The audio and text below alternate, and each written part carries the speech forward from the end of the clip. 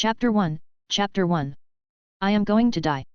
The cool night breeze, the light from the half-moon peeking out, and my senses from having lived an assassin all whispered the same words. I shall soon die. I looked around at my surroundings. There were many paths in the garden, between the shrubs that looked as soft as wool. But there was no path to life. There was only the path that reeked of death. Ruin. I raised my head upon hearing a voice, one that weighed heavily on my heart. A middle-aged man with what looked like white frost combed into long silvery hair stepped into view. It was him. Darris Robert. Like a morass of death, the enormous garden billowed death into the air due to the presence of a single man, the head of House Robert. Yes. I swallowed hard and opened my mouth. You have shown a competence that befits your title as the leader of the shadows. The family has grown even faster thanks to you moving behind the scenes. I merely did my job. I did not pretend to be happy or otherwise. I bowed my head like an emotionless wooden doll. But run. He began softly. Do you think that a shadow needs freedom? Darris reached out his hand. His shadow extended its hand across the ground as well. It is enough for a shadow to follow its master's orders. Thoughts, emotions, feelings are unnecessary. That is correct. Why did you act on your own, even though you knew that? Darris' voice sharpened, becoming cold, and tightened around my heart. And you even broke your indoctrination. Goosebumps formed along my spine. I bit down on my tongue to hide my surprise. What? I had not spoken or acted differently than before, and I had not the slightest idea how he found out that the indoctrination had lost its effect. Speak. When, and how, did you break the indoctrination? At that point, it was clear that he already knew everything if he was acting like that. How did you find out? I bit my lip and raised my head. Indoctrination. It was how House Robert controlled the assassination team called Shadow. They abducted or bought young children and, after killing off their emotions, indoctrinated them and used them as assassins for the rest of their lives. I too was indoctrinated, but was able to get rid of the dreadful shackles in a strange turn of fate. Because you were preparing to escape the clan. Darris continued leisurely. I put 2 leashes on all of the assassins of Shadow, including you. The first one is indoctrination, and the second. Ugh. A scream burst from me before I even registered the extreme pain. It was as if my lungs and heart were being sawed through. Rage worm. The insect placed in your body is gouging your heart out at my command. Our rage worm. Rage worm was the worst black magic, the type that could even discern a slave's emotions. It seemed as if Darris had used the rage worm to become aware of my plan to escape House Robert. It's not enough to put on a facade of justice, you even went so far as to have fed me rage worm? You disgusting bastard. It's not disgusting. It's called being thorough. And you did actually break the indoctrination. Darris smiled, the warm gaze that he showed in public on his face. There is a saying that every human lives while wearing a mask. It's just that my mask is a little thicker and more special when compared to others. Darris Robert. I clenched my teeth. I raised my body, stifling the heart-splitting pain. I could not die without doing something. I was abducted at an age that I do not even remember properly, and was raised to become an underground hunting dog and assassin for House Robert. I had lived, forgetting all emotion and feeling, and only coincidentally managed to break free from the indoctrination. I had thought that I could finally live according to my own will, but it was not the key to my prison but the shackles of death that met me. What sort of sin had I committed that forced me to live like a dog? I do not know. Damn it. A reddish water filled up the dried-off well of emotions. It was a rage that I had never felt before. You can stand in that state. Darris' expression wavered a little. I will not meet my end in disgrace. I grasped the sword at my waist. My senses, which had detected my death, had not changed since I stepped into the garden. I will die here. If I was meant to die anyway, I would not go down without a fight. At the very least, his arm. No, I would at least create a wound and die. Arg. I unsheathed my sword, the concentrated aura exploding. At that moment, the blade stretching out broke in half. I heard the sound of the necklace around my neck falling to the ground. The world spun as Darris' cold eyes and the moon flipped upside down. Ah! That's when I knew. My head had been cut off by Darris' sword. However, the assassin's sword is not all that meets the eye. The frightening aura hidden behind the broken blade flew towards Darris' face. How vulgar! Darris waved his hand as if annoyed. The final attack went out like a flame at the light gesture, as if he were swatting away a fly. As expected. Darris was a warrior said to be the strongest in the continent. It was expected that I would be unable to win. For he was strong, and I was weak. It could not be helped. Yes. It can. The rage that had begun to spread from the bottom of my heart boiled up like lava. It was unfair that my entire life had been toyed with by Darris, and it was a painful shame that I could not complete the ring of fire that I had obtained by fate. I could not die that way. God, or even the devil was fine. As the rage, the desire to tear Darius' mask off and slit his throat at any cost engulfed my whole body, my world ceased in red. Darius Robert brought his right hand up and frowned. I definitely blocked that. There was a small wound on the back of his hand, even though he had perfectly cut off the final sword attack from that piece of trash. It has been years since he last had an injury that drew blood. Ridiculous. That man had broken from the indoctrination on his own, endured the torture of the rage worm, and had even left an injury on Darius' body. It was disconcerting, wondering what happened to the hunting dog raised to be an expendable object. Only Ruan was now dead. Though he went against common sense, there was no need to bother with him any longer. Clean it. Soldiers hidden in the shadows of the garden rushed out and moved towards Ruan's body the moment Darius turned his back. Blink. Ruan's necklace, sunk deep in red blood, emitted a bluish light, but there was none who could see it. You have been chosen by Wrath. Wrath will descend upon your body. Your body has died. Error. Reincarnation. A fantastical notion that many believed to exist, but at the same time many did not believe in. Ruan did not believe in rebirth either. He had been indoctrinated his whole life, and when he broke free from it he was busy with preparations to escape House Robert.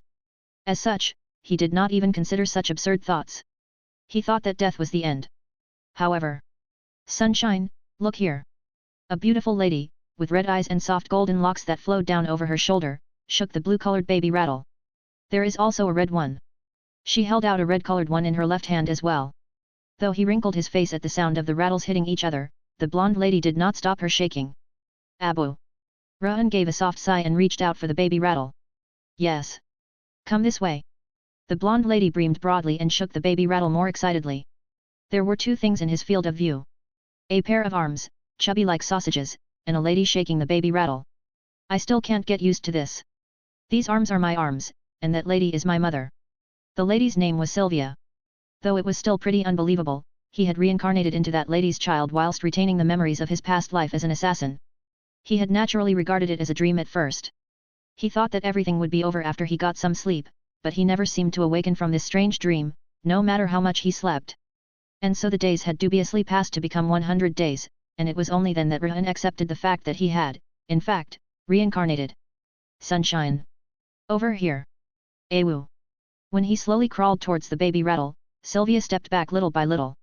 Yes. A little more. Ruan followed Sylvia as he crawled and reached his hand out towards the rattle. Abu. But his body could not endure the weight of his heavy head and started leaning towards the right. Oh. Sylvia flung the baby rattle away and threw her body towards Ruan, embracing him in her arms. She's quick. Her body was very fast. Though he could not detect aura, it seemed that she had acquainted herself with some appropriate martial arts. Were you surprised? It's all right. It's fine. Sylvia patted Ruan's back. Ooh. Ruan shook his hand. Her patting did not stop, although he showed that he was not at all surprised and all right. My sunshine, shall we go see the flowers? Sylvia walked over to the window and opened the curtains whilst carrying him. The warm sunlight shone gently, like a soft cotton blanket. How can she still call me Sunshine? Sunshine, as Sylvia called him, was not his actual name. It was a baby bump name. It was the head of house who had to come and choose his name, but he appeared to be terribly busy and Ruan had yet to see a sign of him. Thus, there was no choice but to be called by the baby bump name Sunshine, even after more than 100 days had passed. Whew! Ruan looked about, still in Sylvia's arms. The room was wide enough to be able to run around in, the walls had a luxurious sea-colored wallpaper, and there was magic lighting hanging from the ceiling that lit up, even at night. He could not determine much, for his body was a baby's and slept more than 20 hours a day, but one thing was certain. This was a wealthy family, and one with quite the reputation at that. Not bad. A rich or powerful family was preferable over a normal one in any case, now that he had been reborn. I need to take revenge. The horrifying feeling of having his neck chopped off by Darius was still vivid in his mind. He had thought that all his feelings had been worn away while being raised as an assassin. His memory before death must have been intense, for his rage and thirst for revenge clearly remained. But I should not be impatient. Ruan breathed deeply and calmed his emotions. He knew nothing about where he was, or what his position was, as he lived exclusively within this room. It would not be too late to make preparations for revenge after getting a grasp of the situation. The most important virtue for an assassin was patience, and he had once been the best of the assassins. He could rein in his feelings and thirst for revenge any time. Also, he had obtained the Ring of Fire in his past life through some fate, which was said to be the most powerful skill that could be attained by a swordsman 1000 years ago. If he were to master the Ring of Fire, it might be possible for him to kill Darius Robert not by assassination, but even by facing him head-on. He would have to endure and endure again for that day to come. Anyway, I am starting to feel a little sleepy again. He felt drowsy in Sylvia's arms, under the warm sunlight. A baby's body was inconvenient in many ways. He really had not spent a long time thinking, yet he was already falling asleep. You sleepy, sunshine? Let's go to bed, then. Sylvia slowed her patting on his back with a smile. It was just as he was dozing off and his neck was falling backwards that. Lady Sylvia. The door opened without a knock, and Sylvia's maid entered the room. The head of house is on his way. My father. Sylvia widened her eyes in shock at the maid's words. Father. It appeared that the head of house was not his father, but his grandfather, since she called him father. I shall have to get ready. It is too late. He is already outside. Oh dear.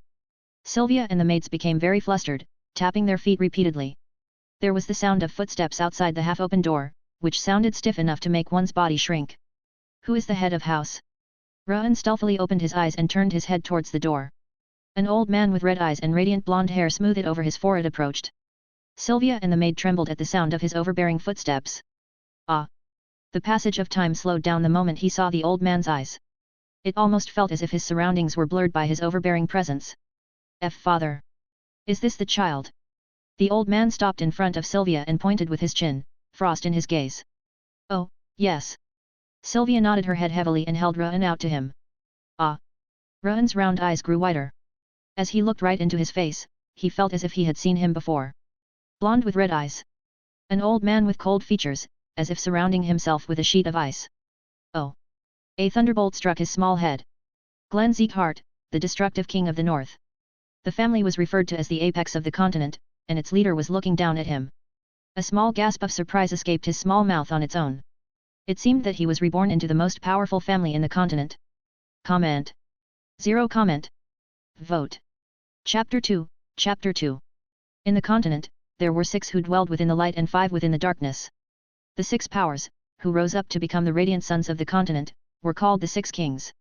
Those who lurked within the underground, who spread defeat and fear, were called the 5 demons. House Zeekhart was one of the 6 kings, and ruled over the north. Au! Ra'an made eye contact with the head of House Zeekhart and widened his round mouth. Is this a good thing? Zeekhart didn't lose out in any way to House Robert, the place that had exploited and killed him in his past life. His day of revenge could be brought forward if he built up his strength in that environment.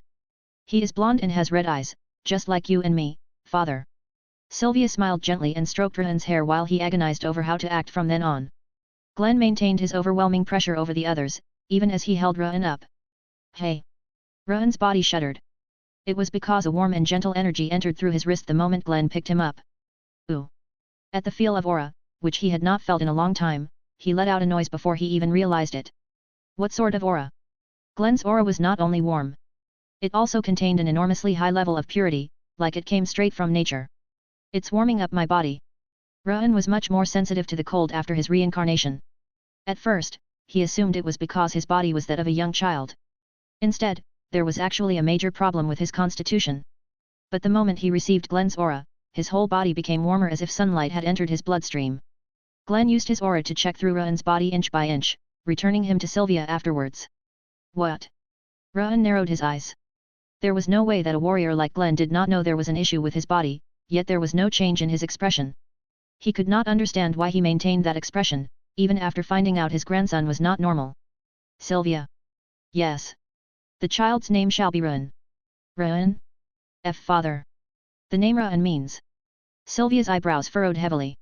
It literally means that. Quiet like a shadow. It means to live without standing out. Unlike his gentle use of aura, Glenn's voice was cold as frost. Hey! Was it fate or something?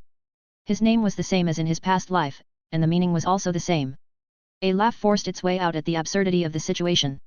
He knew that Glenn was a cold-hearted person, but he did not know that Glenn would have no interest in his sick grandson. That is all. Glenn brushed off his dark red coat and turned his body away, as if not wanting to be there any longer. Wait. Father. Another name, at least. Sylvia followed him while carrying Ra'an, but Glenn did not turn back. He promptly left the mansion. It seemed more accurate to say that they were strangers, not father and daughter. Ooh.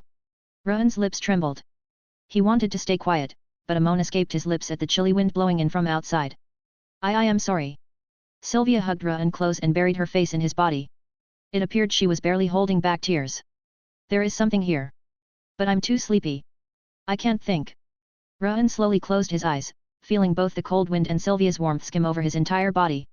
A child's body really is very inconvenient. The moon was floating in the middle of the sky. Ra'an, who was lying down on the crib, cautiously opened his eyes. She's asleep. He turned his head to the side. Sylvia was sleeping on the bed right beside him. It appeared she was sound asleep, since she did not wake up even when he tapped on the crib. Whew! He let out a small sigh. The past 100 days had been extremely suffocating. He became terribly drowsy all the time, and he could not use mana nor train because he was with Sylvia whenever he was awake. He couldn't do anything, as there could be a problem if he were to be even gently nudged during his practice. But his chance had finally arrived. Crib. He got to sleep separately in the warm crib from that day onward, once Helen the head maid of the bedchambers offered her advice. Though she was right beside him, there was no way Sylvia would wake up. It was the perfect time to begin his practice. Let's get started. Ra'an slowly exhaled. With the cultivation of the Ring of Fire. The method of the practice, implemented in the continent, was about accumulating aura in the abdomen by taking in mana from nature via breathing. But the practice for the Ring of Fire, which he had obtained by fate in his past life, was different. By rotating the spherical ring around one's heart, as if one were a sorcerer making a magic circle, one's physical strength and body would improve. At the same time, it also increased one's willpower and sensitivity to mana. Which meant that, though it could not create aura, the Ring of Fire was a cultivation technique that could help improve the mind and body, the perfect conditions for becoming a soldier. That is not the only advantage. The Ring of Fire was a practice that followed the flow of nature exactly. Even a soldier at the highest level would not be able to determine that he had practiced the Ring of Fire. Even Darius Robert, referred to as the greatest swordsman in the continent, did not know that Ra'an had acquired the Ring of Fire. However, there was a very big issue with Ra'an's body. Ice. The mana circuit, where mana flowed through like blood in his veins, was blocked by the massive amount of ice in his body. It was not long ago that he first discovered that fact. He had tried to use his mana for a brief moment, whilst acting as if he were asleep, but almost shrieked upon feeling the ice blocking his mana circuit. Ra'an slowly took in a breath of air until his lungs ached, and felt the mana spread out in the air. It's being dispersed. Perhaps it was because his basic mana affinity was poor, but he could not feel mana that well, unlike his past self. He only barely managed to take in the mana, and settled it in his mana circuit after quite some time. Ra'an suddenly stopped before he was to start practicing the Ring of Fire with the absorbed mana. I feel it, as expected. The mana circuit at his shoulder was half blocked by the ice. No wonder I am constantly drowsy, and so cold. The reason he has been sleeping more than 20 hours, and feeling the severe chilliness, was due to this ice. Is it in 9 places? He released some mana to scan through his entire body. There were 9 places in the mana circuit that were blocked by the cold. This is severe. Unlike that of an adult, a baby's mana circuit was wide open. Since the coldness filled it halfway, even while in that state, the entire mana circuit could become blocked as he grew older. Should that moment come, he would experience cold and pain that would be incomparable to what he experienced currently, or worse, die. He had to remove the ice, no matter what, before that happened. I should try to pierce through the coldness in my mana circuit, using the Ring of Fire. Though his practice with the Ring of Fire would be considerably delayed, the priority for the moment was to survive. Ra'an slowly absorbed the mana as he took a deep breath. The absorbed mana cut into thin, sharp, awl-like pieces and pierced the coldness blocking his mana circuit. As if it was a frozen waterfall chipped away at by a fork, a tiny bit of the ice chipped off. Wait. Can't I make use of this? He could release the ice as it was, but it seemed a waste, especially considering the high purity of it. Ra'an guided the coldness with the natural mana, following the flow of the Ring of Fire. The natural mana and the coldness that was blocking the mana circuit bonded together as one to circulate through the mana circuit throughout his body. I did it. Ra'an clenched his fist. It was at a much slower speed when compared to in his past life, but he could use mana via the flow of the Ring of Fire without issue. He felt the cold air drawn forth by the mana settling in his body. It must be because it's a child's body. It was somewhat fortunate, as he would not have been able to circulate mana at all because of the ice if it wasn't a child's wide-open mana circuit. Next I should. Hey? Already. As if his body was saying it was tired after using its brain and strength a little, he started to feel sleepy. His eyelids lowered like curtains, completely against his will. Damn it! Ra'an groaned angrily and closed his eyes. As he fell asleep, and the moon hung in the sky moved to just about 3 fingers width apart, a figure appeared outside the door. The person who entered without opening the door was the head of House Sieghart, Glenn. Glenn gazed at Run, who was asleep, and reached out his hand. A light as pale as the sunset bloomed out of his clenched hand. Run's forehead, which was crumpled due to the ice in his mana circuit, smoothed out like velvet. Asterisk asterisk asterisk. A bulletin bulletin. Run gave a soft sigh. As expected, it isn't easy. There was no time to work on the Ring of Fire since his waking hours were short. Even then, he was mostly around other people. But considering the progress was delayed by the short, 1 to 2 hour practice time in the ice, the outcome was surprisingly decent. It was as if someone was helping him. Run, shall we move a bit more today? Sylvia bent over and shook the baby rattle. It appeared as though she thought he liked the rattle, as he continuously reacted to it. Playing with her is tiring. Frankly speaking, it was more tiring having to play with Sylvia or the maids than it was tolerating the ice. Though, it couldn't be helped. After all, his was an adult's consciousness inside a child's body. Ahoo! It was just as Run bobbed his head and was about to crawl towards Sylvia. The door opened smoothly and an unfamiliar old man with silver hair entered the room. He was wearing frayed and shabby clothes, but his eyes were as clear as the river. Oh! Uncle! Sylvia ran to the door with a bright smile on her face, as if she recognized the old man. It has been a long time. No, no. Saint. Ah woong. Run babbled in surprise before he realized it. He recognized the old man from the title of saint, and because of his beggar-like clothes. The Ragged Saint. The Ragged Saint Patrick was one of the most famous healers in the continent. Though his holy powers and medical experience extended beyond the sky, he was a vagabond and difficult to find even when one searched for him. Not Saint. Just call me uncle, like before. Patrick chuckled and approached the bed Run was lying on. I heard that you had a child, and popped over on my way by. Is this the child? Ah, yes. Oh ho. Blonde with red eyes? Is he not the first since you? That's right. Isn't he beautiful? Sylvia stroked Run's hair and beamed. That's what I mean. He is not even a year old and looks pretty. Completely different from a wild guy like Glenn. Patrick chuckled and wagged his finger in front of Run. What's his name? It's Run. Run. His face wrinkled up at the name. His name can't mean Shadow. It does. Whatever is Glenn thinking, naming the child Shadow? Patrick referred to House Sieghart's head as just Glenn. So the rumor that Glenn Sieghart and the Ragged Saint are friends is true, then. Run smacked his lips as he looked at the broom that was Patrick's hair. Having lived as an assassin, he did have quite a bit of information regarding the affairs of the world. It seemed that the information regarding the considerable closeness of Glenn Sieghart and the Ragged Saint was true. Run, allow this old man to look at you for a bit. Patrick gently massaged Run's shoulders and arms, legs and chest area. He chewed on his lips with a grave expression on his face, and finally spread out a white light. Upon basking in that light, a burning energy filled up his body if he had entered a hot spring. Phew! Patrick turned his body after a low sigh. How is he?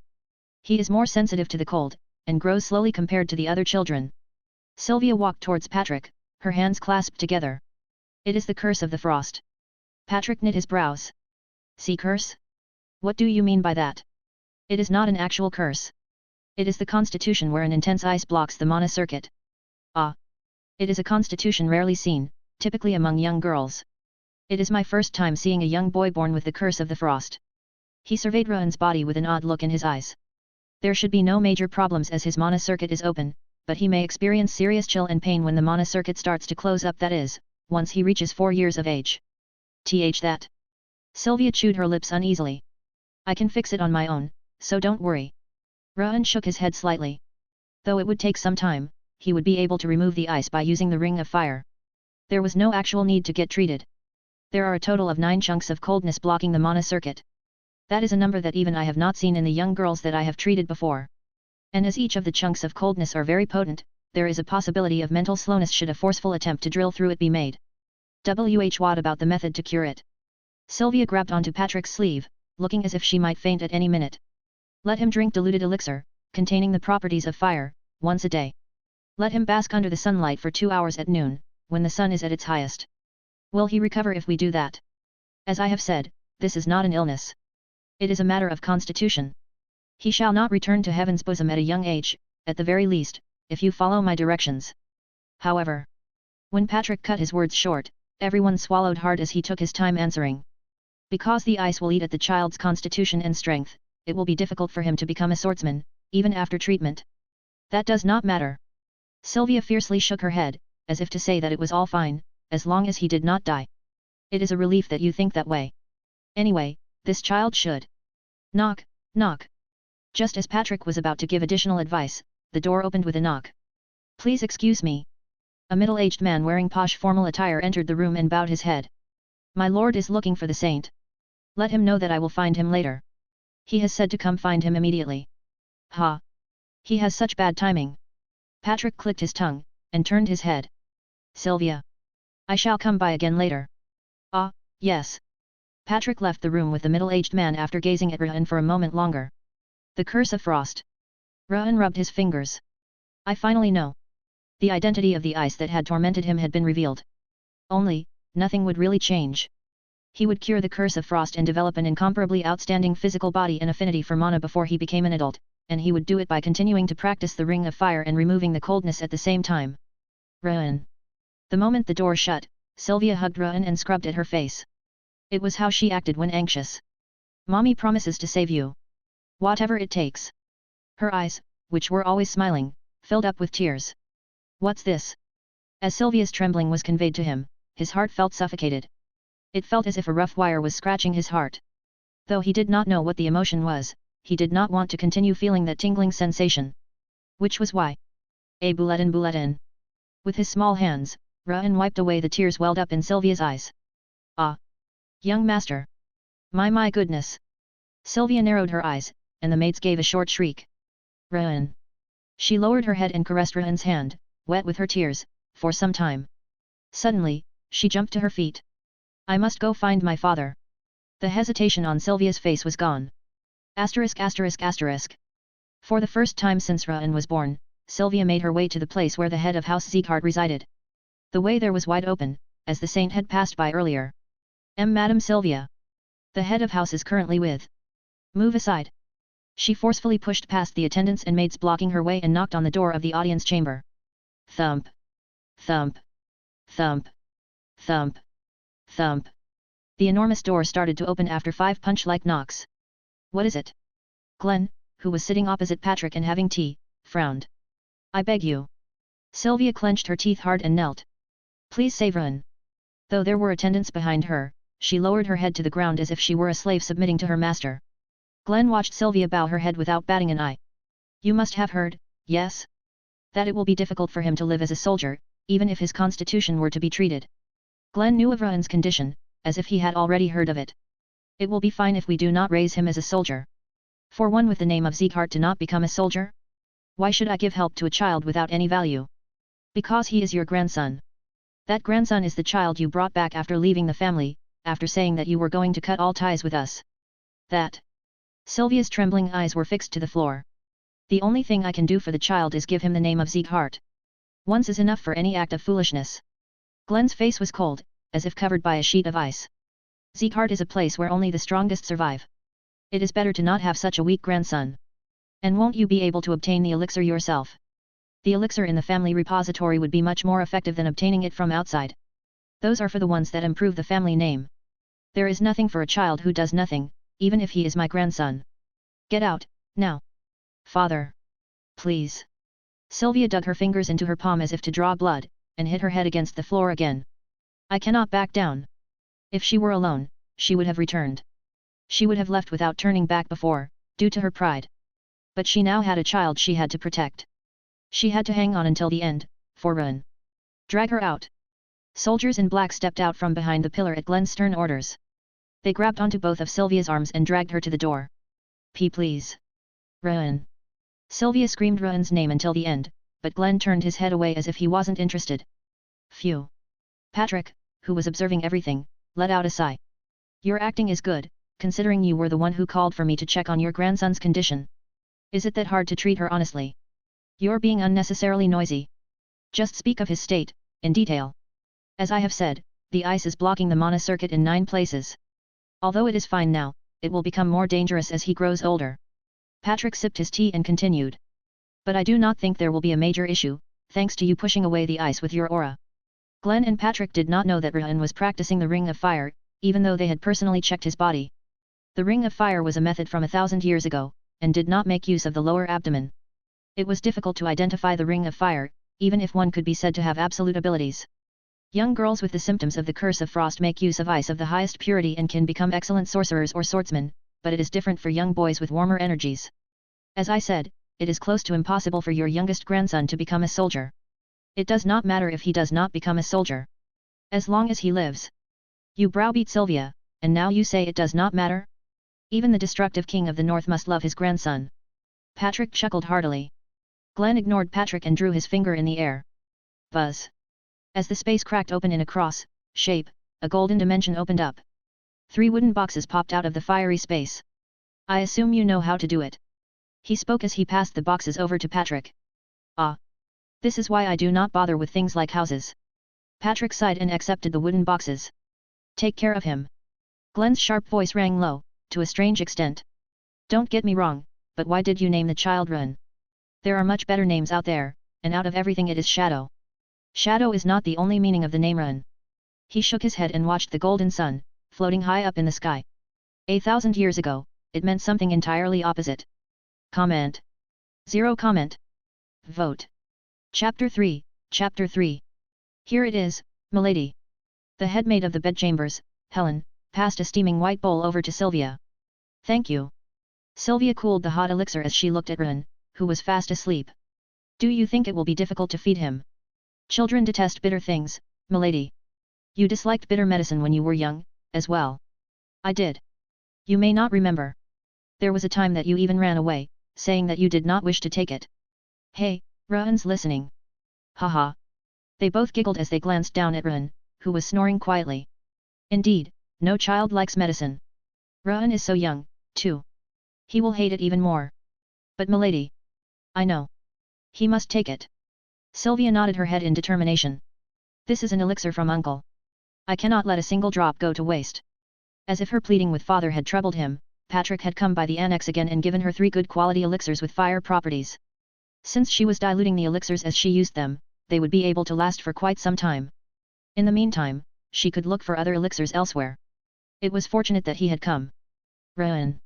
Sylvia gently smoothed down Run's hair, not wanting to upset him. Nghh. Run flexed his fingers as he opened his eyes. Did you sleep well? Nghh. There is something you must do from today onwards, Run. You must drink all of this. Sylvia scooped the medicine up with a small wooden spoon and brought it to Run's lips. He will drink it, but will probably cry right after. Though it was a child's instinct to consume the medicine, it was certain that he would throw a fit and spit it out immediately. Now, let's drink. Sylvia poured the elixir into Run's mouth, tensing as she made sure that the elixir did not trickle out. Ooh-ah. She watched Run scrunch up his face. She grimaced as she waited for his tears to start. But there were no tears. Hey! When she cautiously opened her eyes, Run was waving his small hands in the air. It was as if he was telling her to give him more. Helen. This. Why young master seems to be asking for more. Right? Is that correct? Sylvia widened her eyes and picked the spoon up again.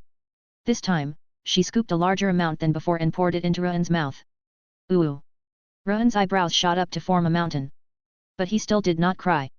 He jerked his hands faster. Oh! Sylvia's lips parted. Do you think Run understood my intentions? Definitely. It seems that the young master recognizes your intentions and is enduring it. It was obvious from his scrunched-up expression that he found it bitter. But as he was asking for more, it was clear that he understood and was going to endure the ordeal. Run. Sylvia couldn't help but hug Run tightly. Asterisk asterisk asterisk. Just give me more of the medicine. Faster. Run waved his hand as he tapped on Sylvia's shoulder. Even if it is a little bitter, this is nothing. I cannot miss this opportunity. It wasn't just any normal medicine. What he needed the most was an elixir with fire properties. Though it was bitter and hot, to the point that his tongue felt numb, he had to finish it all. Look at Run. Don't you think he eats like such a sweetheart? Of course. Run did not let what Sylvia and Helen were saying bother him, swallowing the elixir the moment it passed his lips. Though I don't know what it is, the effects are insane. The moment he drank the elixir, a fiery energy started burning in his stomach as if starting a blast furnace. The heat flowed through the mana circuit and started to drive out the ice. The effect and concentration of the medicine is just right. A strong elixir could actually be poison for a child's weak body. It seemed that Sylvia and Helen had ensured that the concentration of the elixir was suitable for absorption. Blurb. Run gave a small burp after licking off the remaining elixir on the spoon. He closed his eyes. Milady. Yes. Let's leave him to sleep. Sylvia and Helen watched him, evidently moved as their eyes shone, before leaving. Whew. Ruan opened his eyes immediately after they had left. I don't think they will return for some time. And even if they did, they would not bother him. Since he already had both food and medicine, there was no way either Sylvia or Helen would wake him. Therefore, it was the best moment to practice. Ruan brought the warm energy filling up his body forward and began his practice with the ring of fire. It will be faster to create the ring of fire and melt the ice, thanks to the elixir. A grin appeared on his lips without him realizing it. Time flew by. It had already been 2.5 years since Ruan began to practice his ring of fire. His daily routine had become very simple. He woke up in the morning and played with Sylvia and Helen. After lunch and the elixir, he pretended to fall asleep and trained the ring of fire during this nap time. After dinner, he would go to sleep early and wake up at around midnight. That was when he would begin his second round of practice, as everyone else was asleep. Above all else, he was confident that when compared to all the other 3-year-olds in the continent, he was the one who had lived life to the fullest. If all goes well, I think I can attain 1 star for the ring of fire today. There was steady progress, even if his training time was short, thanks to the elixir. It seemed like he could practice the ring of fire later, as long as he secured the right timing and focus. By the way, it seems he really doesn't care at all. Glenn Zeekhart had not shown his face since he had given Ruan his name. It seemed that he had no interest in not just Ruan, but his daughter Sylvia as well. Well, doesn't matter. There was no need for him to bother if the other party did not make an effort. As he had planned before, he would leave the clan after taking what he needed, and that was that. But it is a little. It was just that Sylvia, Helen and the other maids remaining behind weighed heavily on his mind. It seemed that, after being with them for 3 years, tiny feelings had begun to sprout in his heart. Ruan. Call me mommy. While Ruan was fidgeting with his fingers and thinking of the future, Sylvia giggled and held him up. Ma'am. Ah. One more time. Mama. Ah. When he forced himself to mumble and call her mama, Sylvia's face brightened up. Her eyes melted in happiness. Ruan. Just once more. Mama. Milady, I've brought the medicine. As he played with Sylvia with a slightly tired look on his face, Helen brought over the heated elixir. Oh, thank you. Sylvia accepted the bowl of elixir from Helen. Here, Ruan. She cooled the hot elixir a little and scooped it for him. Ruan's small mouth came forward to meet the spoon. Look at you. Sylvia and Helen smiled as they watched Ruan swallow the elixir, even 2.5 years later. Sleepy. After finishing the elixir, Ruan blinked his eyes heavily, as if he were sleepy. Since we finished the medicine, shall we go for a nap? All right. Go to sleep. Sylvia put Ruan down on the bed facing the window and patted his stomach. Ruan closed his eyes and acted as if he was falling asleep. He heard Sylvia and Helen leaving the room not long after. They took a break while he pretended to be asleep. I guess I can begin now. Ruan recited the passage for the practice of the ring of fire as he closed his eyes, taking a deep breath. He let the mana, which was sucked in from nature with his inhale, flow through his entire body. The flow of mana is smooth. The mana flowed more smoothly, though his breathing was the same as usual. He felt as if was going to achieve something. Calm down. He calmly exhaled and connected the line of mana flowing in the mana circuit. The tips of his fingers trembled, as his lungs were small and he quickly went out of breath, but he endured. Using the hot energy from the elixir and mana from nature, he cut down the ice inside the mana circuit. He then circulated it within his whole body. Crackle. He felt the energy from the elixir and mana permeate his bones, muscles, and skin. He maintained his sharp focus, which was being sharpened like the edge of a knife, and continued with his cultivation of the ring of fire. After some time had passed. Flash. A burning sensation, as if a fireball cutting across his heart, resounded in his chest. A warm energy whirled around in his heart like a hoop. He had finally finished the ring of fire. It's finally. Just as he was about to open his eyes and cheer, there was a flash of gold light. Ding! The first ring of fire has been obtained. The first achievement has been created. Special trait ring of fire, 1 star, has been created. What's this? Just like when a magic circle would appear before sorcerers when they used magic, a light floated in front of his eyes. Your body has become a little stronger with the effect of the ring of fire, 1 star. Strength, agility and stamina have increased with the effect of the ring of fire, 1 star. Special trait water resistance, 1 star, has been created. Other information popped up after the message stating that he had acquired the ring of fire. Hey! Ruan pursed his lips. What is this information? He felt his body become lighter the instant the messages appeared. Though there was not a massive difference, as it was a child's body, it was clear that there were changes. The pain has also subsided a little. The pain from the ice blocking his mana circuit had decreased, as well. Did the Ring of Fire have this capability? While the Ring of Fire was correctly referred to as a legendary method of practice, the effectiveness was not remarkable until 3 rings had formed, and only after 4 rings did it take effect. He had not experienced feeling a difference from merely achieving 1 star in his past life. Is it because of the elixir, or because it is a child's body? He tried to consider it from different angles but had no answer. Or is it because of this message? Ra'an read the message floating in front of him again. Though there were some differences between the present and his previous life, the biggest one seemed to be this message. Young master. You're already awake. He heard Helen's voice from above his head. She seemed to have entered the room again while he was practicing. Huan. Wook it is. Ra'an pointed at the message, which resembled a magic circle. Yes? The bed. As Helen did not seem to see it, the message appeared to be only visible to him. Please check the status window to confirm the changes. Status window. Hey. He repeated it mentally without knowing what it was, and a window with the same light as the message appeared. Status window. Name, Ra'an Zeekhart. Title, None.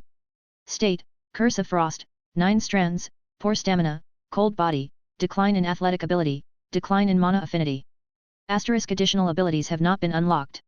He slowly examined the status window in front of him. Curse of Frost, poor stamina, cold body, decline in athletic ability, and decline in mana affinity. The information seemed to point towards his current state. As expected, my body is poor in many ways. Apart from the Curse of Frost, he even had a cold body and poor stamina. That was the reason he tired quickly after moving even a little. But it doesn't matter. Ra'an closed his mouth. He was not at all worried, even if his constitution was bad. He was named the best assassin in his previous life, and he knew the best practice the Ring of Fire.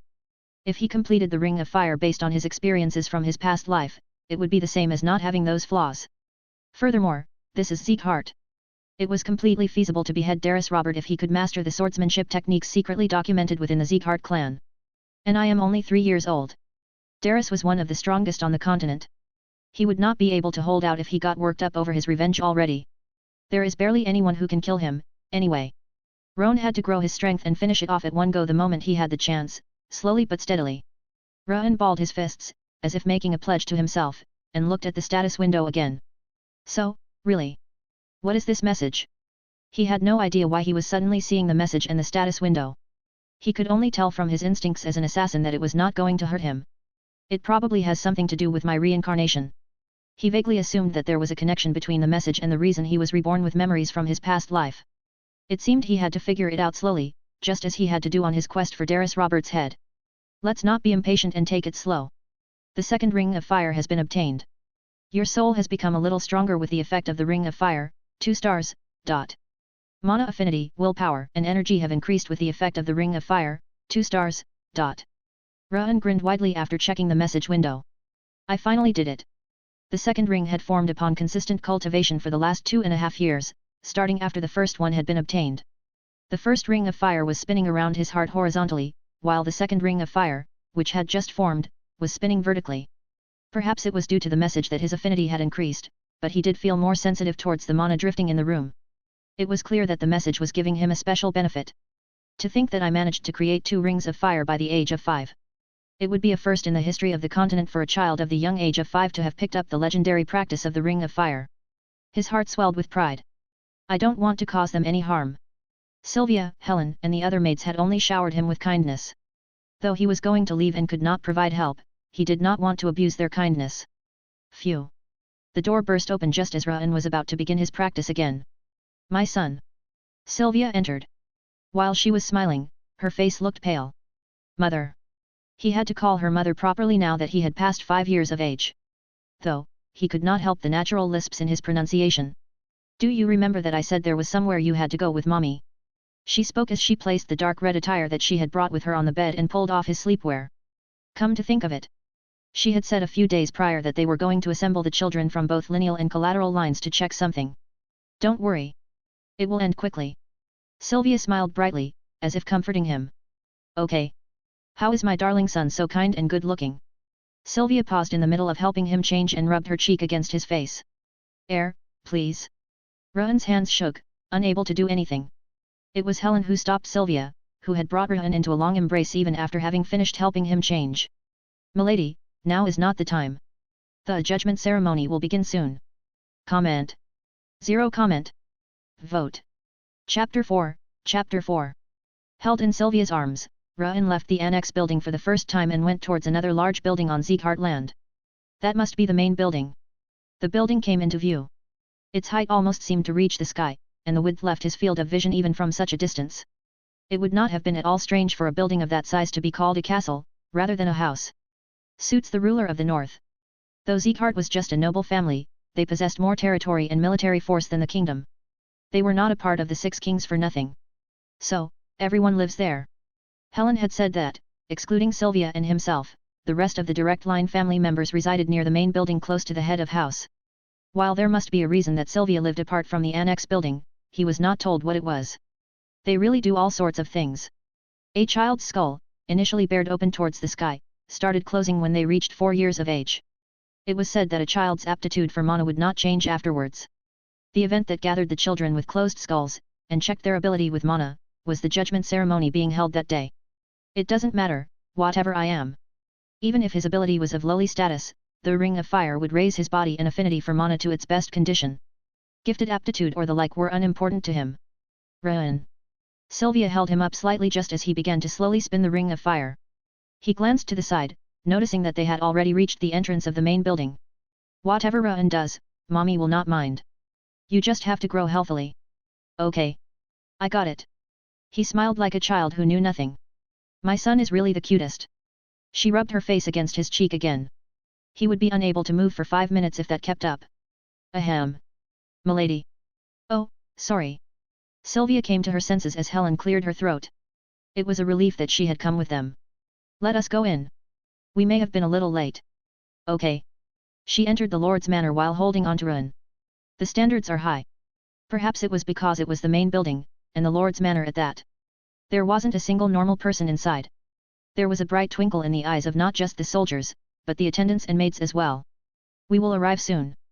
Hang in there." "Okay." Together with Sylvia, Ruan passed the central corridor of the first floor. An iron gate, large enough for a giant to walk through, stood at the end of it. It was the entrance to the audience chamber where the judgment ceremony would be held. Sylvia Sieghart, Ruan Sieghart, Helen Carvin. Verified. The soldier guarding the audience chamber turned on his heel and opened the door. Creak. Following the dull sound of metal being twisted, a whole new world opened up. A brilliant light poured down from the ceiling, and on there were ornaments of which the worth could not possibly be fathomed lining the gold-colored wall. That room, which made one instinctively think of money, was the audience chamber to meet the head of House Sieghart, Glenn. Boom. With the sound of the door closing, the attention of the people in the room pierced Ruan like an arrow. "Sylvia? Then that child is Sylvia's. What young child has the looks, to such a blonde, with red eyes? He's small. I heard he had an illness, is that true?" "Must be, since he inherited the blood of a loser. It should be referred to as a failure, not a loser."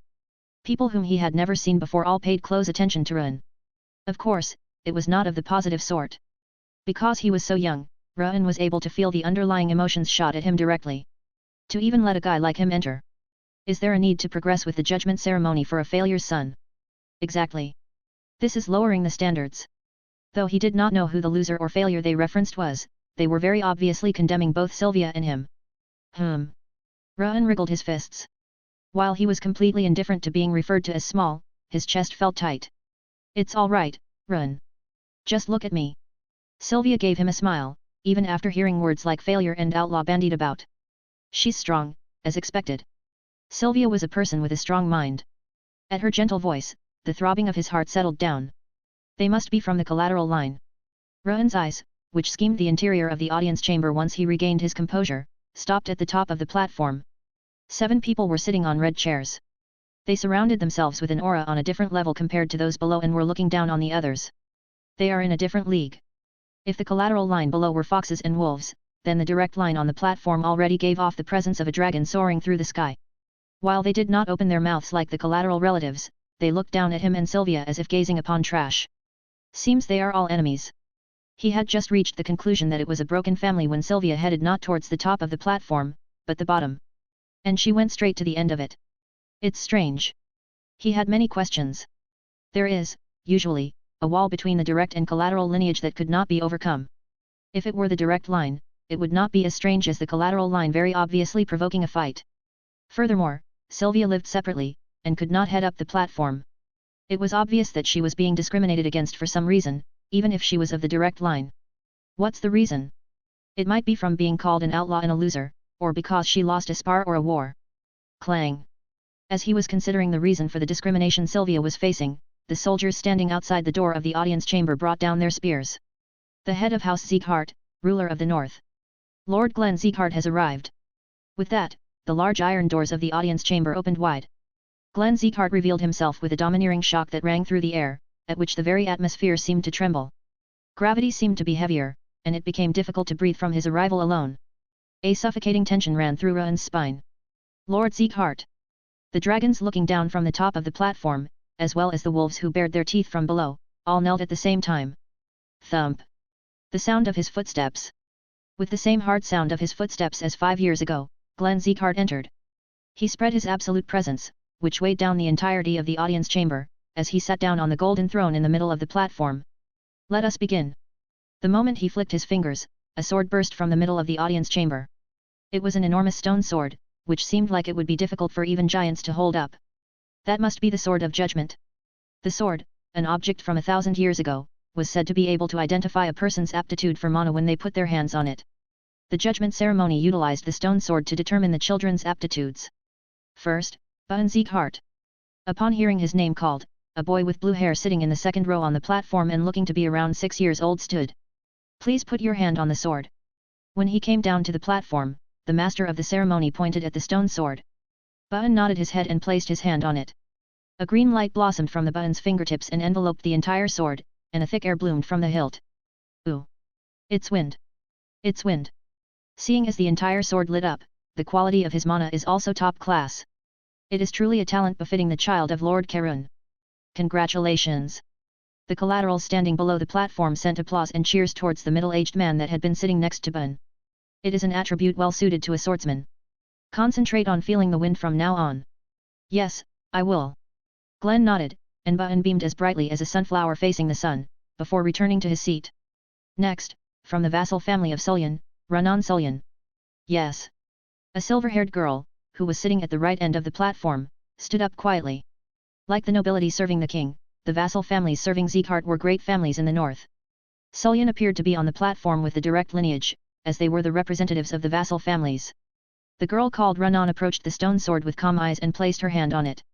Cling! The moment her hand touched the sword, a silvery light that looked as if the moon had melted burst out of the blunt sword tip. The light that burst out did not stop at filling up the sword completely, instead traveling up the sword hilt and creating a silver frost around the entire sword. Frost? And around the whole sword, at that. Is it the same level of aptitude as Lord Glenn? Sullion is definitely something. Yet another genius from the Sullion family. However, the sounds of applause and cheers were not as loud as when it was with Glenn. It seemed there was a competitive relationship between the vassal families and the collateral line. You have a good attribute. If it can be sharpened like the edge of a knife, it will be able to pierce through anything. Glenn Sieghart nodded his head at Renan as well. Thank you. Renan bowed her head without a significant change in her expression, and jumped down with the grace of a cat, before returning to her seat. There were 2 more children from the direct line, collaterals and vassals all put their hands atop the stone sword, but there was no one who had aptitude comparable to Glenn or Renan. Now I know. Renan flicked his fingers. As he witnessed the others' judgment ceremony, he could determine what was good and what was bad. For mana purity, it is how far the light from the blade of the sword travels. As for the mana attribute, it shows from the tip of the hilt. In the case where the quality of mana was outstanding, the entire sword shone like it did for Renan or Glenn, and the special attributes of mana could be determined through the hilt of the sword. Lastly, Renan Sieghart. Please come forward. Let's go, Renan. Okay. When he nodded his head, Sylvia smiled sweetly and held him up. You saw the others do it, right? You just do the same. Sylvia brought him down in front of the stone sword and held out her own hand as if giving a demonstration. Okay. He answered shortly and looked at the stone sword. It probably won't be good. Though the ring of fire was 2-star, the ice in his mana cricket remained at a shocking level. Considering his current condition, he would not be able to spread as brilliant a light as the other children. Phew. He slowly breathed out and stretched his hand towards the stone sword. The moment his hand touched the stone sword, a wave broke out in his heart as if a pebble had dropped into a pond. A small whistle extended from his chest and rang through his entire body. What's this? Just as he was about to remove his hand because of the strange sensation, something flashed in front of his eyes. He saw a blond man clad in silver armor. There was an uncountable number of monsters crashing towards him, like a wave. What is this? Even though it was obviously an illusion, the sensation felt so real that he broke out in a cold sweat. He was unable to breathe properly, hand trembling, when the man picked up the sword. A gold flame burned over the dazzlingly beautiful sword edge. He drew down the sword engulfed by flames like a thunderbolt. At that moment, a golden flame shot out from the earth and covered the entire world.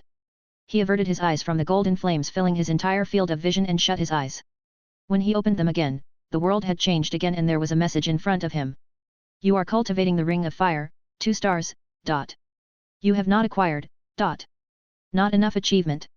When he tilted his head at the indecipherable message, a light burst from the stone sword. The light that had started traveling up violently, lost its strength and stopped at the middle of the sword. There was no special ability or high purity like the others. He was of the aptitude that fell short of even the collateral line, let alone the direct lineage. Done already. It doesn't even reach the middle. Ha ha ha. Isn't it the first time we're seeing something so little? The quality of mana is bad, and it is white, so there's no ability either. There's nothing other than his looks. Seems like the god of war doesn't look over the child of an outlaw, as expected. Those of the direct line that witnessed the judgment ceremony scrunched up their faces, while those of the collateral line openly sneered. Glenn, who had provided short advice to the direct and collateral lineage, did not open his mouth either. Phew. Rohan let out a soft sigh. He was used to being disregarded. It had already been a long time since he threw away his emotions. He had been raised as not a human, but a dog, and was indoctrinated further. He could accept criticisms or insults any time. He was going to take what he could and leave anyway. He did not want to care about what would happen. Though Sylvia and the maids treated him as real family, that sentiment did not change. But at that very moment, he was in a strangely subdued mood. Seeing them ridiculing not just him, but also Sylvia and Helen as well, his heart throbbed as if electrocuted. All right. Rohan clenched his teeth. Sylvia and the maids were the first people to ever treat him as a human being. He pledged to show the direct and collateral lines that sneered at him that bestowed talent was insignificant. I participate in the judgment ceremony all the time, but this is my first time seeing that kind of level. Is he really a Sieghart? So, the talent that Sylvia had has gone to waste. There's nothing in him other than the fact that he is blonde with red eyes, like the head of house. He remembered each and every one of their faces, those that babbled on unthinkingly. Stop. The entire audience chamber froze at that single word from Glenn. This is the end of the judgment ceremony. Everyone is to leave. My lord. Do I have to repeat myself? All of you are dismissed.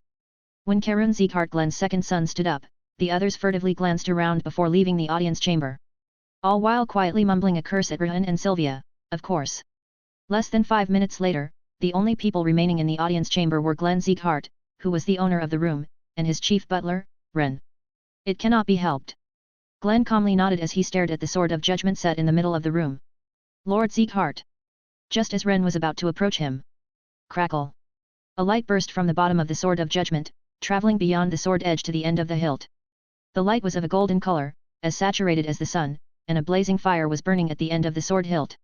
Golden flames. A storm raged in Glenn's eyes for the first time. Comment. 0 comment. Vote. Chapter 5, Chapter 5. The moment Glenn flicked his fingers, the audience chamber shook a little. The flow of mana, which used to resemble a calm lake, rapidly became choppy waves and a gigantic iron door rose from the floor. The majestic iron door was large enough to almost reach the ceiling, and it was burning with golden flames. My lord. Ren strained his eyes. That door was the Sieghart repository, which could only be summoned by the lord of the house. It was the first time in 10 years that Glenn had summoned that door. I shall return later. As Glenn raised his hand, the golden iron door opened smoothly. He turned around to check the golden flames burning over the sword once more, before entering the repository. The repository was heaped with innumerable treasures. Elixirs and weapons of the highest level, gems that could buy a whole castle, and various books. They were treasures that could incite war throughout the continent should they be exposed. Neither weapons nor gemstones, nor the neatly stacked elixirs that fervently revealed themselves attracted Glenn's attention. He went straight towards the large bookcase, deep within the repository. The cylindrical bookcase shot up at the end of the repository as if it were a world tree, and there were various books of all sorts on every shelf. Tap. When Glenn lightly kicked the floor, his body began to rise into the air. He stepped through the air and headed towards the first shelf of the bookcase. The first shelf was unlike the others, and only had 2 books. He tried to grab and take the old and yellow book in front of him. However, the book was unmovable, as if pinned down by a boulder. It doesn't move, as expected. Glenn clicked his tongue and took the red book right next to it. The second book fell out smoothly, unlike the first one, and there was no problem reading it as it was preserved very well. Tap tap. Glenn was flipping through the book when his hands suddenly stopped. He frowned as he read the words on the page. The aura of the first leader of Sieghart had a golden color like the sun, and its tremendous firepower was capable of melting Devildam's flames.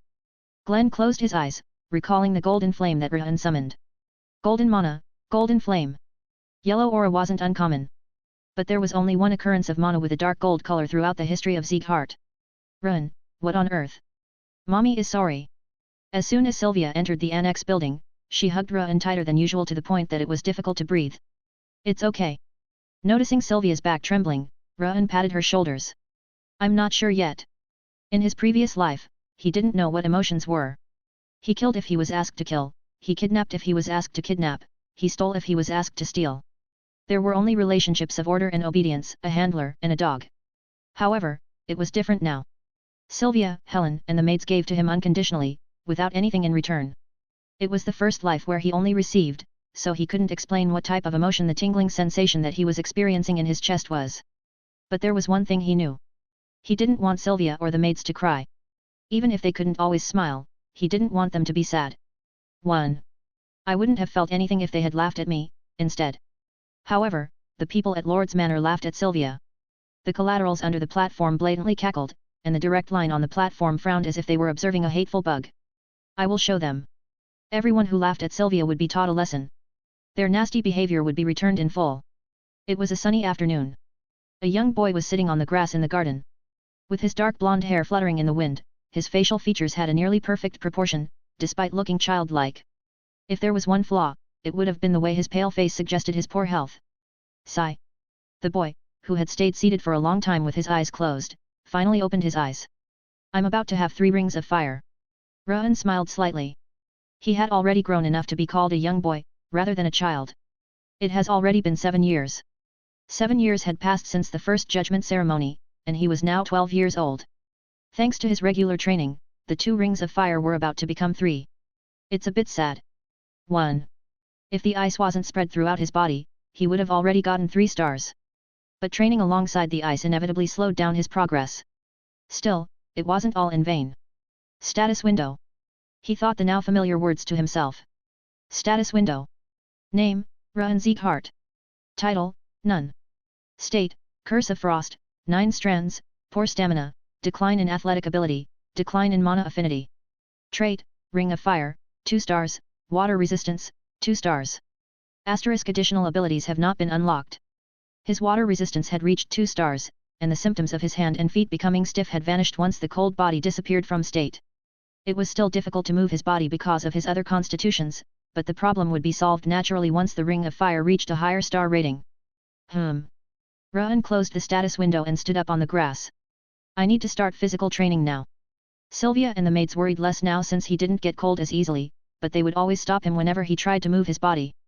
Since physical training was necessary to reach the higher star of Ring of Fire, he needed to find a way to train without hiding.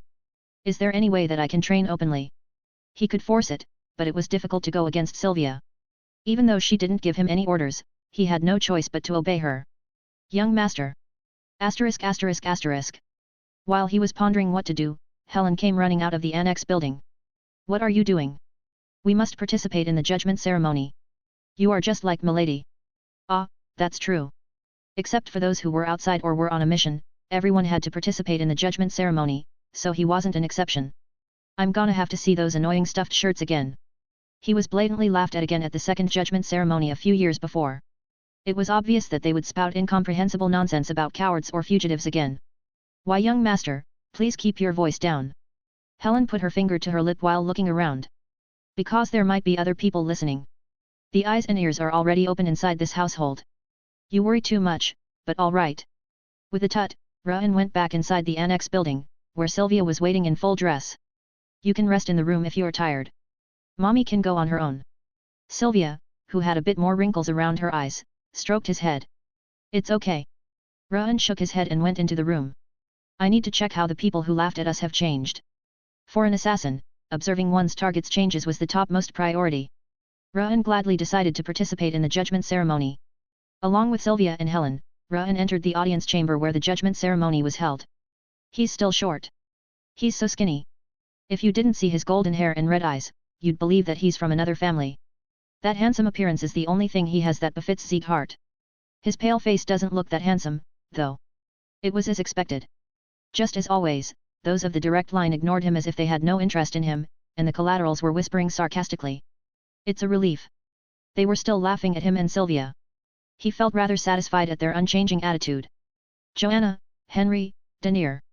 Looking around from top to bottom of the platform, he reiterated the names of direct line and collaterals. Lord Glenn Sieghart entered after about 30 minutes of waiting, sitting at the backmost seat under the platform. He was as dignified as 7 years ago. No, he was even more dignified than before. Glenn went to the platform and began the judgment ceremony. Because there were only children from collaterals and vassals who went through the judgment ceremony this time, the ceremony didn't even last 3 hours. He ignored the mocking words that he heard, comparing him with the collateral children with high mana purity. Today's judgment ceremony is now over. Thank you for... Wait. Glenn raised his hand to interrupt the moderator, who was about to announce the end of the ceremony. Ra'an Sieghart. The gaze directed at Ra'an for the first time was that of an absolute being, one who sat on the throne to overlook the world. The room fell silent, and everyone's attention fixated on him. Me. Ra'an swallowed. He was confused because he didn't think he was going to be called. My lord. Sylvia shook her head in panic, and Helen held her hand tightly. You must have received the order to participate in the basic training, as a member of the family. Why have you not responded when it's already been a month? Participating in the basic training. He had never received such a thing. When he looked next to him, he saw Sylvia biting her lips. She must have known. My lord. Ra'an is different from other children. He still has ice in his body. There is no exception nor refusal for one who has received the name of Sieghart. He has difficulties walking normally. He won't be able to handle the training. Sylvia firmly shook her head. If you can't walk, then crawl and train. That is Sieghart. Resting his chin on his right hand, Glenn closed his eyes. I can't accept it. No, please give me some time.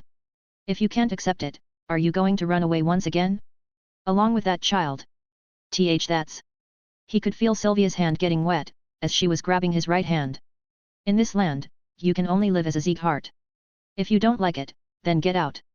Glenn's voice was cold, as if they weren't related by blood. Isn't she going to run away again at this rate? That's going to be amusing, but she doesn't have an energy center nor a mana circuit to break anymore. To think such a person is from the direct line, tut. Observing Sylvia, Glenn, and everyone in the room, Ra'an calmed down his glare. I get it now. He could understand the reason Sylvia received this kind of treatment, despite being from the direct line. The reason that she was looked down upon by not only the direct line but also the collateral. It's because she left the household.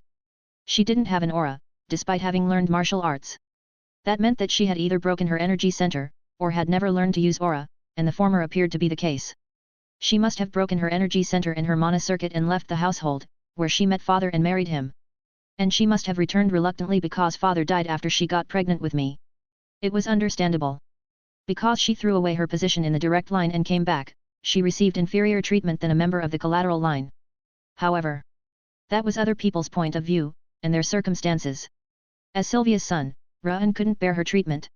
Tap. Ra'an released Sylvia's hand and took a step forward. Why, young master? Run, mommy will take care of it. It's okay.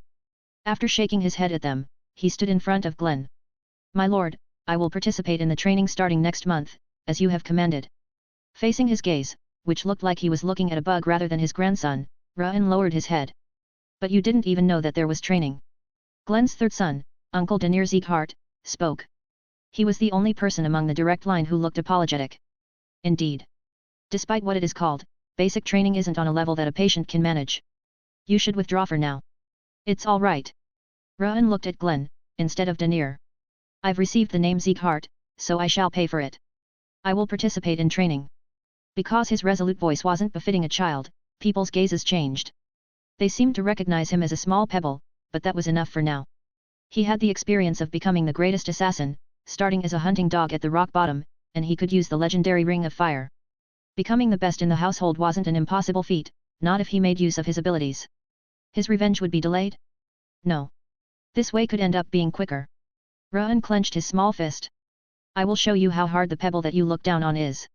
Comment. 0 comment. Vote. Chapter 6, Chapter 6. Do you understand how serious it is to mention the name Sieghart? Glenn Sieghart employed a small amount of pressure into his gaze. Ruan bit his lip so hard that it nearly bled. It feels like my flesh is being crushed. The pressure that Glenn was exerting was a small amount, a cup of water against the vast ocean. However, it felt as though his heart was being squeezed. He could feel his clothes become sticky because of the cold sweat he broke into. If he hadn't practiced the Ring of Fire, he might have fainted already. Is this the warrior, the destructive king of the north? Considering his gaze alone held such pressure, his prowess surpassed Darius Robert. It was impossible to raise his head. Try saying it again. Can you take responsibility for what you've just said? My lord. Ruan is still young. He doesn't know what he is talking about. That's true. Ruan has lived in the annex building all this time, so he doesn't know about the name of Sieghart. Sylvia and Helen ran next to him and knelt. My lord, he is just a child who doesn't know anything. Please withdraw your pressure. Daenerys Sieghart stood up and defended them against the pressure. Sir Daenerys. As expected of Sir Daenerys, he would even care for an insolent kid like him. The broadness of his mind is even greater than his might. The collaterals praised Daenerys' behavior. I am speaking right now. Ugh. Daenerys and Sylvia both stepped back at once, hearing Glenn's mighty voice. They didn't move on their own, Glenn pushed them back with his voice alone. I'm sorry. Daenerys lowered his head, but Sylvia was different. Father. She approached Glenn, enduring his pressure with her frail body, which didn't even possess aura. Ruan is not yet ready to train. Sylvia's eyes reflected that she was solely worried about him. It pulled at Ruan's heartstrings. I don't understand. He was choked up, but he couldn't tell if that emotion meant compassion, or worry, or something else. He just wished that she would always smile happily, instead of being in that state. I was an assassin. An assassin was a being that lived in the darkness. Being closer to death than life, they would never show themselves. However, I no longer am one. I'm not going to live as an assassin anymore. As Ruan Sieghart, and not as Ruan the assassin, he resolved that he would return Sylvia to her original place. Crash. At that moment, he could hear a sound similar to one of the chains around his neck falling. I do not know. Ruan forced himself to raise his head, facing Glenn's overbearing gaze directly. Suppressing the urge to close his eyes, he continued. I've been raised in the annex building, and not in the main building. I don't know how high and mighty Sieghart is. Ruan. Sylvia desperately called for him, but he didn't look back. That's why I want to see for myself what kind of place is Sieghart, by participating in training. Once Ruan finished talking, everyone held their breath and looked at Glenn. One of Glenn's eyebrows raised slightly. Do you mean that you will judge Sieghart from basic training? That is the only way I can learn about Sieghart right now. Then I will have to make sure that the instructor is fully prepared, so that you won't be disappointed. The room of audience became as quiet as a mouse, as Glenn's red eyes blazed. Being unable to withstand it any further, Ruan finally bowed his head. He was only 12 years old, a child who couldn't endure a thousandth of Glenn's pressure. Yet he didn't give in. If he kept cultivating the Ring of Fire, and learned an efficient way of handling aura, he would be able to properly stand in front of him one day. Deciding that he would show that with action instead of word, he clenched his teeth. One day. Once everyone had left, only Glenn and his butler Ren remained in the silent audience chamber. Did you see? Yes, I saw it clearly. Ren nodded his head firmly in response to Glenn's question. That boy sure is something. The corners of Glenn's mouth lifted. A 12-year-old child that confidently talks back while withstanding my pressure. I have never seen something like that. It's my first time seeing it, as well. Ren smiled, tidying his hair. Not only his appearance, but his spirit is also just like my lord's in his childhood. Don't say strange things. Glenn snorted, as if telling him to stop spouting nonsense, but the corners of his mouth lifted even more like a leaf blowing in the wind. Are you going to increase the difficulty of basic training? I shall, because many people have heard. Can young Master Ruan really pass? Participating would already be difficult. Glenn shook his head without hesitation. His condition is better thanks to the elixir, but neither his constitution nor his health is good enough. Maybe he can once he recovers a bit more, but it's impossible for now. Then why? I've already mentioned it.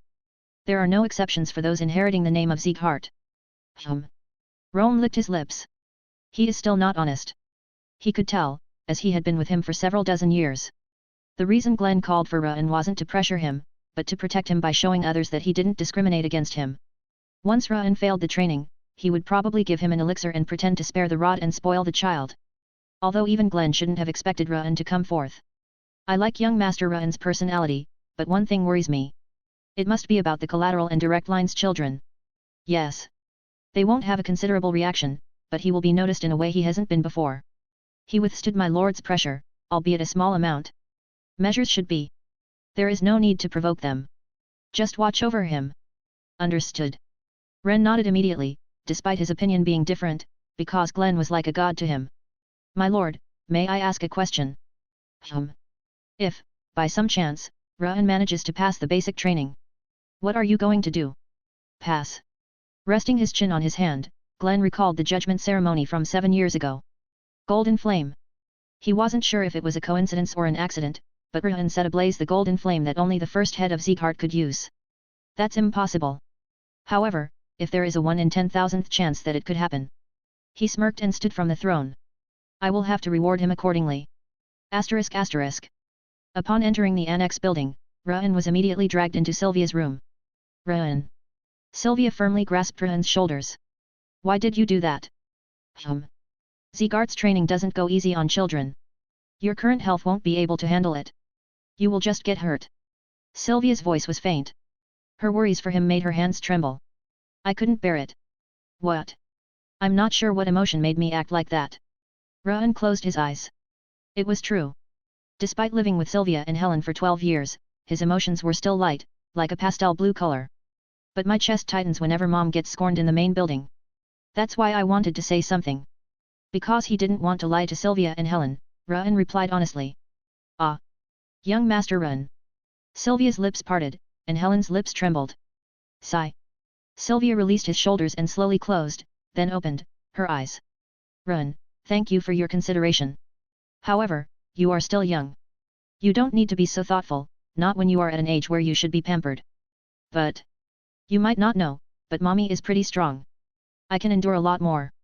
Sylvia bit her tongue to stop her tears from spilling over. To such a child. Ruan was too kind to her.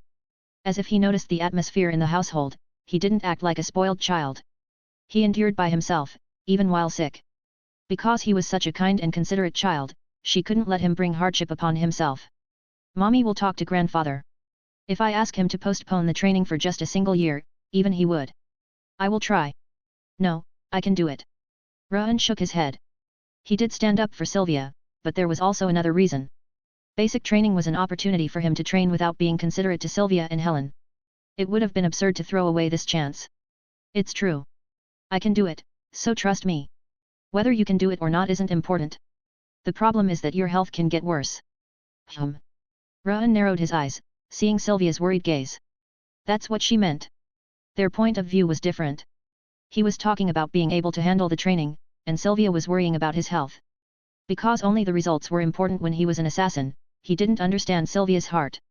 Then I will give up as soon as my health becomes worse. In order to lessen Sylvia's worries, he gave her a new answer. You don't even say anything when you are sick. How am I supposed to trust you? I promise. Ha. Sylvia grabbed her head and sighed. Lady Sylvia, how about trying to believe in young Master Ruan for once? Helen, you should also know what kind of child Ruan is. It's true that the training is harsh, but the current head instructor has the best insight in Sieghart. He should be aware of the young master's condition, so he will stop him before it gets any worse. Ha! Sylvia sighed at Helen's words, and gently looked down at him. Ruan, can you really promise? You must tell me as soon as anything feels weird in your body, okay? Okay. Ruan nodded firmly. I will believe you this once. Thank you. However, I can't sit here doing nothing.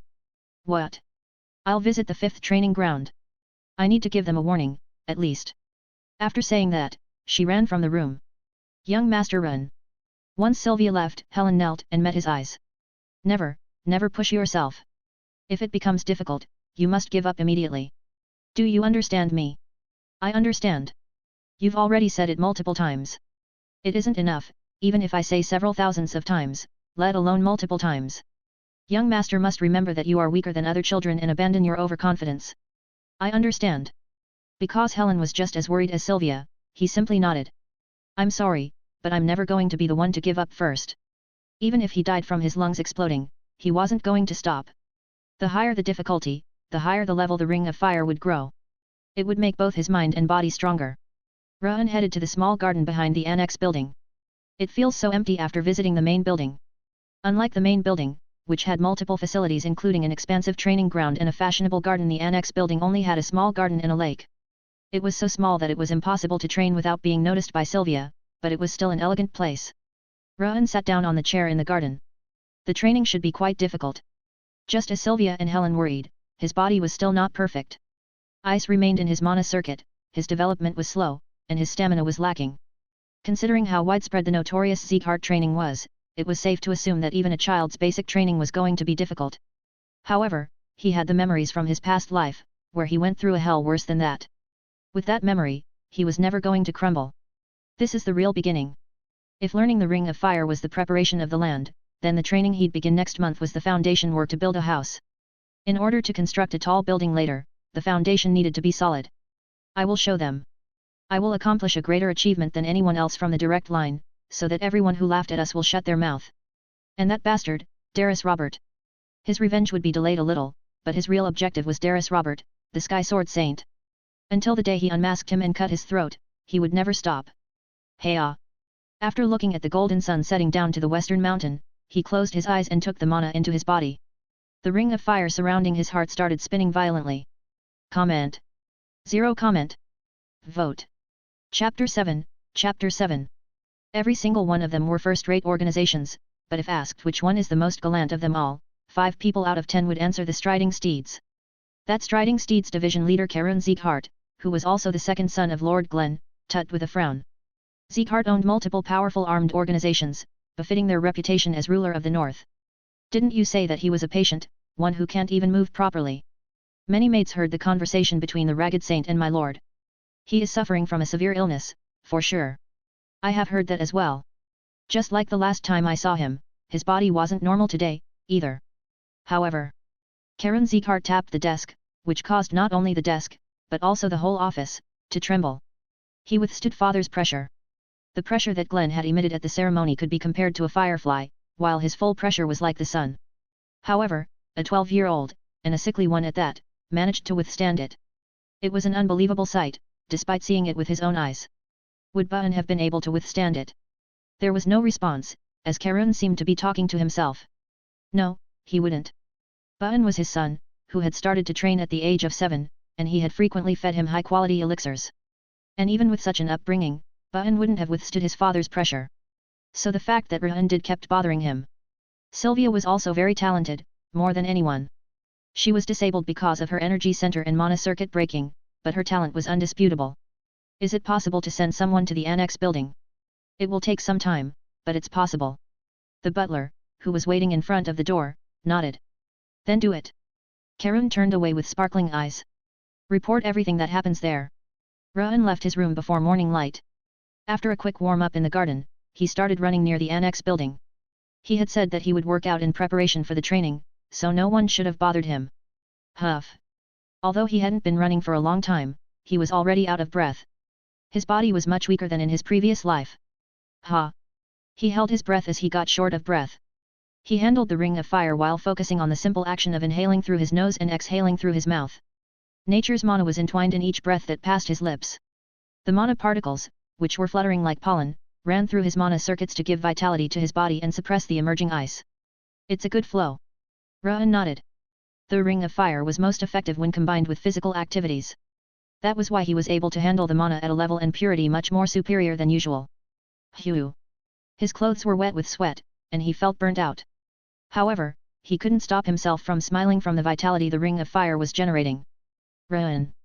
While he was trying to focus more on the bliss of training that stimulated his whole body, Sylvia's head poked out of the window that burst open. Why are you overdoing it from the first day? Huff, huff. Ra'an slowed his steps and started panting. You're sweating so much. That was way too much. It just started. Breathing heavily, he lowered his head. It wasn't a bother. She did well stopping me. Sylvia was correct this time. He was more like a patient, so he would have gotten sick if he kept running, despite the vitality from the Ring of Fire. I still have plenty of time. There was still a month before the start of basic training. It was enough time to raise the 2-star Ring of Fire up to 3-star, so he needed to proceed slowly, without haste. I'm going to rest in my room. How is your body? Does it feel bad anywhere? He shook his head at Sylvia, who was looking around his body with concerned eyes. No, I think I need to stop for today and rest. If you overdo it again tomorrow, I'm going to forbid you from training. Don't worry. Ra'an smiled lightly and went to his room. Now, I shall practice with the vertical ring. The Ring of Fire that rotated horizontally developed the body, while the Ring of Fire that rotated vertically developed the mind. He had been practicing with the horizontal Ring of Fire up to that point, so it was time to practice with the vertical one. Ra'an closed his eyes while sitting on the floor. He took in nature's mana with a greater mental focus than when he was running. Bzzzt. A flimsy shadow started to form next to the 2 rings of fire that were rotating around his heart. Glenn Zeekhart left the Lord's Manor and headed to the 5th training ground, alone. Upon entering, he could see the instructors strengthening the yellow ground that hundreds of trainees would use. Greeting, my lord. Glenn waved his hand to the instructor's greetings and entered the head instructor's room, located on the periphery of the training ground. There was a rocking chair in the middle of the messy room, and a man was lying on top of it as if he was dead, a straw hat covering his face. Stop pretending to sleep and get up. Ugh. The man on the rocking chair took off his straw hat with a cloudy voice. The handsome man, appearing to be about 20 years old, got up while yawning. His red hair was loose around his face. His ears, which pointed up like blades of grass, were different from a human's. His mysterious appearance seemed otherworldly. With a beautiful appearance and pointy ears, the head instructor of the 5th training ground wasn't a human, but an elf, the race of nature. My lord is the only person against whom my sleeping technique doesn't work. The other instructors are busy hardening the ground, yet the head instructor. They are merely following my orders. I'm working with my brain, and they are working with their body, so it's fair. Rimmer, it's been 50 years, but you are still so childish. Like the saying goes, humans never change. Oops, I'm an elf. The elf named Rimmer stood from his chair, giggling. Why did you bestow your presence upon me today? Is it because of your youngest grandson, by any chance? Without responding, Glenn stared at Rimmer. As comrades in arms, they seemed to understand what each other was thinking just from meeting each other's eyes. Sylvia came to beg, but I didn't expect my lord to also come. Did Sylvia? She asked me to take care of Ra'an, so that he won't get hurt. If my lord also came to make such a request, then you've wasted your time. Rimmer's playful green eyes became dispirited. My lord said that, even as the head of the house, you wouldn't interfere with this training ground. I'm not going to make any exceptions, even if he is your youngest grandson. Then so be it. I'm sorry. Rimmer's jaw dropped as Glenn nodded. Don't lower the training's intensity, and raise it as much as you want instead, so that a weakling would drop out. You want me to increase the intensity, instead of decreasing it? Yes. Then your grandson will fail, ah. Rimmer clapped his hands and smiled. Wow, it looks like you love your grandson more than I thought. The love that you couldn't give to Sylvia is now going to that child. If you weren't my comrade in arms, your head would be flying right now. Hoo-hoo. With a creepy grin, he touched his neck. Clearly discriminate gems from pebbles, so that only those who deserve it can receive your training. Are you asking me to do a selection test? Use whatever method you prefer. Understood. Then I'm leaving. Yes, sir. Glenn left the place as Rimmer saluted. The instructors were still strengthening the ground as he left. Glenn looked in the western direction where the annex building was located, then turned around to walk towards the Lord's Manor. His steps looked heavier than usual. Ra'an was sitting in his room with his closed eyes. Golden smoke started to rise from his shoulders, which had remained immobile for more than 3 hours. The 3rd ring of fire has been obtained. The ring of fire has reached 3 stars. Your body and soul have become a little stronger with the effect of the ring of fire, 3 stars. Strength, agility, and stamina have increased with the effect of the ring of fire, 3 star. Mana affinity, willpower, and energy have increased with the effect of the ring of fire, 3 stars. Water resistance has reached 3 stars. 1 strand of the curse of frost has disappeared. I did it. Ra'an clenched his fist, looking at the translucent message that appeared in front of him. Status window. Name, Ra'an Zeekhart. Title, None. State, Curse of Frost, 8 strands, poor stamina, decline in athletic ability, decline in mana affinity. Trait, Ring of Fire, 3 stars, water resistance, 3 stars. Asterisk additional abilities have not been unlocked. 3 stars are on a whole different level. His body became more perceptive, as if his entire body had been swept up by the refreshing mana, and his mind had become clearer. With his mana circuit becoming broader, the ice was less painful and the muscles in his arms and legs had started to take form. This is certainly more effective now that it's past the novice stage. Ring of Fire was at its apprentice stage now that it had reached 3 stars. Even though he had barely reached that stage, he could feel the huge improvement in his mind and body. The status window must have played a crucial role as well. The magical message and status window were probably helping the Ring of Fire become way more effective than in his previous life. One strand of the Curse of Frost has disappeared, as well. He stood and casually moved his body. Feeling as light as a feather, he was confident that he could handle basic training, no matter how difficult it was. No, it's more than that. It wasn't just about handling the training. He felt like he wouldn't even lose to the so-called genius children of Sieghart. While he was so thrilled about it, his stomach rumbled. He realized that he had skipped both lunch and dinner. Shall I go eat? He left the room and made his way to the dining room. Inside the dimly lit dining room, Sylvia was sitting at the table. Why is Mom here at this hour? I've been waiting so I can eat with my son. Sylvia smiled and patted the chair next to her. But it's late. Although it was way past dinner time, since he had been forming his 3rd Ring of Fire, Sylvia pulled out the chair while smiling. It's okay. Sit down, quick. Rohan sat down next to Sylvia with an awkward expression on his face. Helen. Yes. Helen's voice could be heard from the kitchen. Soon after, the maids brought out the food, all of which were his favorites. Rohan. Sylvia smiled awkwardly, all while pushing dishes towards him. Mommy has something to tell you today. Something to tell me? Yes. She nodded and stayed silent for a while. Because Rohan is smart, you must have thought it was weird. Why do we live separately, and why do others insult us? Rohan put down the fork he was holding. It looked like Sylvia wanted to tell him about the past before training began. Even though he had a rough idea of what it was, he pretended that he didn't. Mommy is a criminal. Despite running away from her responsibilities, she returned and begged for her life. The start of Sylvia's story was heavier than he thought. She fell in love with his father, who she happened to meet during her mission. In order to be with him, an average night, she ran away from the household after breaking her mana circuit and energy center. Actually, you had a big sister. She was 2 years older than you and was named Shia. Then, my big sister is. Yes. Her voice became more subdued, like flowing water at the bottom floor of an underground cavern. A cotter from Eden recognized my face and attacked us. There was nothing we could do, as your father wasn't that strong, and I was pregnant with you. Eden was one of the 5 demons that opposed the 6 kings, where Sieghart belongs. Despite its warm name, it was a monstrous organization with lots of strong people, even more than the kingdom itself. Then how did Mom return? My father had secretly assigned a guard for me. Because they stayed away from us, they only managed to arrive after your father and sister were killed. Grandfather did.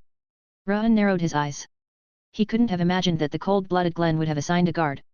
That's why Mommy is a criminal in this household. I really have no excuse for your grandfather. Sylvia lowered her head and Helen and the maids clenched their fists. Rohan gently looked at Sylvia. Selfish. Sylvia was selfish. She ran away from her household's responsibility for her own happiness and came back to beg for her life. It was understandable why both the direct and collateral lines treated her so harshly. However, she was the one who gave him a new life, and a love that he had never felt before. Even if everyone else called her selfish, she was the only mother he had ever known throughout 2 lives. Mom. Sylvia raised her head as Rohan called her name. Do you regret it? Regret? Do you want to return to before you left the household? No, I don't regret it. Sylvia firmly shook her head. She said that she lived like a human for the first time after meeting father and my sister, contrary to how she had lived like an invisible person in her household. But I'm sorry for what I did to you. Because your mom is such a bad person. Were you happy? Yes. I was happy back then, and I'm also happy now. Then it's okay. Rohan. I'm okay. Don't mind me. Rohan smiled and grabbed the fork once again. It's okay to be selfish. It was fine if others called her selfish. Even if they called her a runaway, a coward, it was okay if she got insulted. But I'm going to take it all back. The position of Sieghart's direct line, which she had lost. He decided that he would first get that position back to her, before finishing the revenge that he planned to get. Sylvia sobbed. Young Master Run. As a teardrop fell from Sylvia's big eyes, Helen and other maids who standing next to them also started to silently cry. Rattle. Inside the annex building's dining room, the rattling of tableware and sniffing sounds formed an unusual harmony. After sending Sylvia and the maids back with puffy eyes, Rohan returned to his room. I should check before going to sleep. It seemed to be a good idea to clean his mind and body with the Ring of Fire, which had become 3-star, before sleeping. Whir. The rings surrounding his heart rotated and throbbed, as if they were alive. It certainly looked like the 3 stars made the rings rotate faster, and the effects on his body and mind were further enhanced. This is good. 3 stars were so effective, despite being the start of the apprentice stage, so it was worth looking forward to how impressive the intermediate stage was going to be. Ra'an rotated the rings of fire 5 times, then went to bed. Just as he was about to close his eyes, after turning off the lights, messages that he had never seen before appeared. Trait has been activated. Trait Wrath has been created. Wrath awakens. Comment. 0 comment. Vote. Chapter 8, Chapter 8. Wrath. Ra'an swallowed hard and looked around. There is somebody here. Although it wasn't visible or audible, a presence had appeared in the room where he used to be alone. It must have been from the message. Flash. A blue flame ignited before his eyes as he stayed vigilant. From the fist-sized flame, a terrifying wave emerged, resembling the eminence of a volcanic eruption. Finally. From the inside of the blue flame, a chilly voice sounded. It sent shivers down his spine. A madness that could explode at any moment was contained in the voice. What is this? He had a considerable amount of knowledge due to his previous life, but he had never heard nor seen a talking flame. The wrath that you have nurtured has reached the King of Essence. Under the name of the second monarch of Devildom, Wrath, I will grant your revenge. Offer your mind and body. The blue flame that introduced himself as Wrath, the monarch of Devildom, dropped its jaws after looking him up and down. A child? Why is a child? What are you? Who are you? The wrath that reached me wasn't an emotion that a child still wet behind his ears could possess. Wrath's voice was low but contained turbulent feelings. Wrath. Ra'an frowned. He might have felt it in his previous life, but he had never been infuriated in his current life. Hold on, previous life. When he thought about it, he had obtained the mysterious ability called Status Window after being reincarnated with the memories of his previous life. That had occurred after he had died. He came to the realization that it could have been Wrath that gave him those special abilities. Was it you who gave me the Status Window? Status Window? You can use it. Yes. Nonsense. The blue flame surrounding Wrath convulsed. The connection was lost. Why? Who are you, and why did you show up here? You are the one who called the King of Essence. I called you. You blazed out in anger. You said you would kill someone at any cost. The advent of the King of Essence was to grant your wish. Ah. He remembered swearing he would kill Darius Robert at any cost. From what he said, it looked like the flame had appeared in front of him because of his anger back then. But it's too late. There was 2 years of time lapse between his previous and current life, and it had been 12 years since he was born. He wasn't sure what he was going to do, being 14 years late. Did you say you would grant me revenge? Indeed. What is the cost? Passionate flames ignited in Ra'an's eyes. Nothing is free in the world. From what you said earlier. Are you going to take my body and soul? If you crave your revenge, it is only natural to offer your paltry mind and body. He patiently looked down at Wrath. Something could be seen, confined inside the blue flame. An inhuman existence was giving a wicked smile. Did this happen because I was reincarnated? If he had to guess, it must have been because he had died in his previous life before Wrath could take over his body. Revenge is meaningless if not achieved by me. He had been played by Darius his entire life, but finally got a new chance after dying. He couldn't accept somebody else granting him revenge. I have to do it myself. No matter how difficult it was, he was going to cut off Darius' head by himself. He had no intention of leaving it to others. Excuse me. You're right. Wrath glared at him with eyes hidden inside the blue flame. You are hiding a deep and dark wrath at the bottom of your heart. He smiled with his teeth. I don't care what happened. The King of Essence has already decided, so you just have to offer your body. As anger burned up from Wrath's voice, the blue flame struck him. Ka. Ra'an grabbed his chest, bending at the waist. It was cold. Not only his body, but his mind was also frozen. Wrath's affinity wasn't fire, but ice. Think of him and increase your anger. The King of Essence will kill him for you, even if he is a god. His heart was pounding because of Wrath's creepy voice. It felt as if his heart was pierced by an icicle. Water resistance, 3 stars, is activating. Water resistance. The water resistance that he had obtained from absorbing the ice was reducing the pain from Wrath's icy power. However, Wrath's attack wasn't just ice. Ka. Ra'an moaned painfully. He remembered Dara's face, the way he laughed while looking down on him like a bug, making him gasp. Leave your body to the King of Essence. I will break his skull and chew on his flesh. Ra'an gasped for breath. As Wrath's voice incited his emotions, Ra'an wanted to explode with his anger towards Darius. Absolutely not. Ra'an bit back his emotions as hard as he could. If he left his body to Wrath, he could do terrible things to Sylvia and the maids. Even if he were to die there, he couldn't give him his body. I have to endure. He clenched his fist to bleed. He was an assassin, and the best one at that. Patience and emotionlessness were the qualities of an assassin. You are enduring better than I thought, but for how long? No one can win against the icy power of the King of Essence. 1. As if Wrath was mocking him, he released an icy power capable of freezing his mind and body. Huff. It was a relief. It was going to be difficult to hold on if he kept inciting his emotions, but he chose to enhance his icy power instead. Ra'an caught his breath and withstood the icy power penetrating to his bones. A mere human dares. Wrath's burning voice was irritated and angry. I wanted to avoid harming the body that the King of Essence was going to use, but it can't be helped. I'm going to devour you alive. It wasn't an exaggeration. As his flame grew bigger, the intensity of the icy wave assailing his mind and body increased immensely. Ka. Unable to withstand it, Ra'an groaned. His lip parted as he felt the pain of his flesh being torn apart and organs being severed. Raise your anger and accept the King of Essence. Are you planning to die? I'd rather die than give my body to someone like you. He bit his tongue to come to his senses. The moment he resolved to die rather than giving Wrath his body, he had an idea. Wait.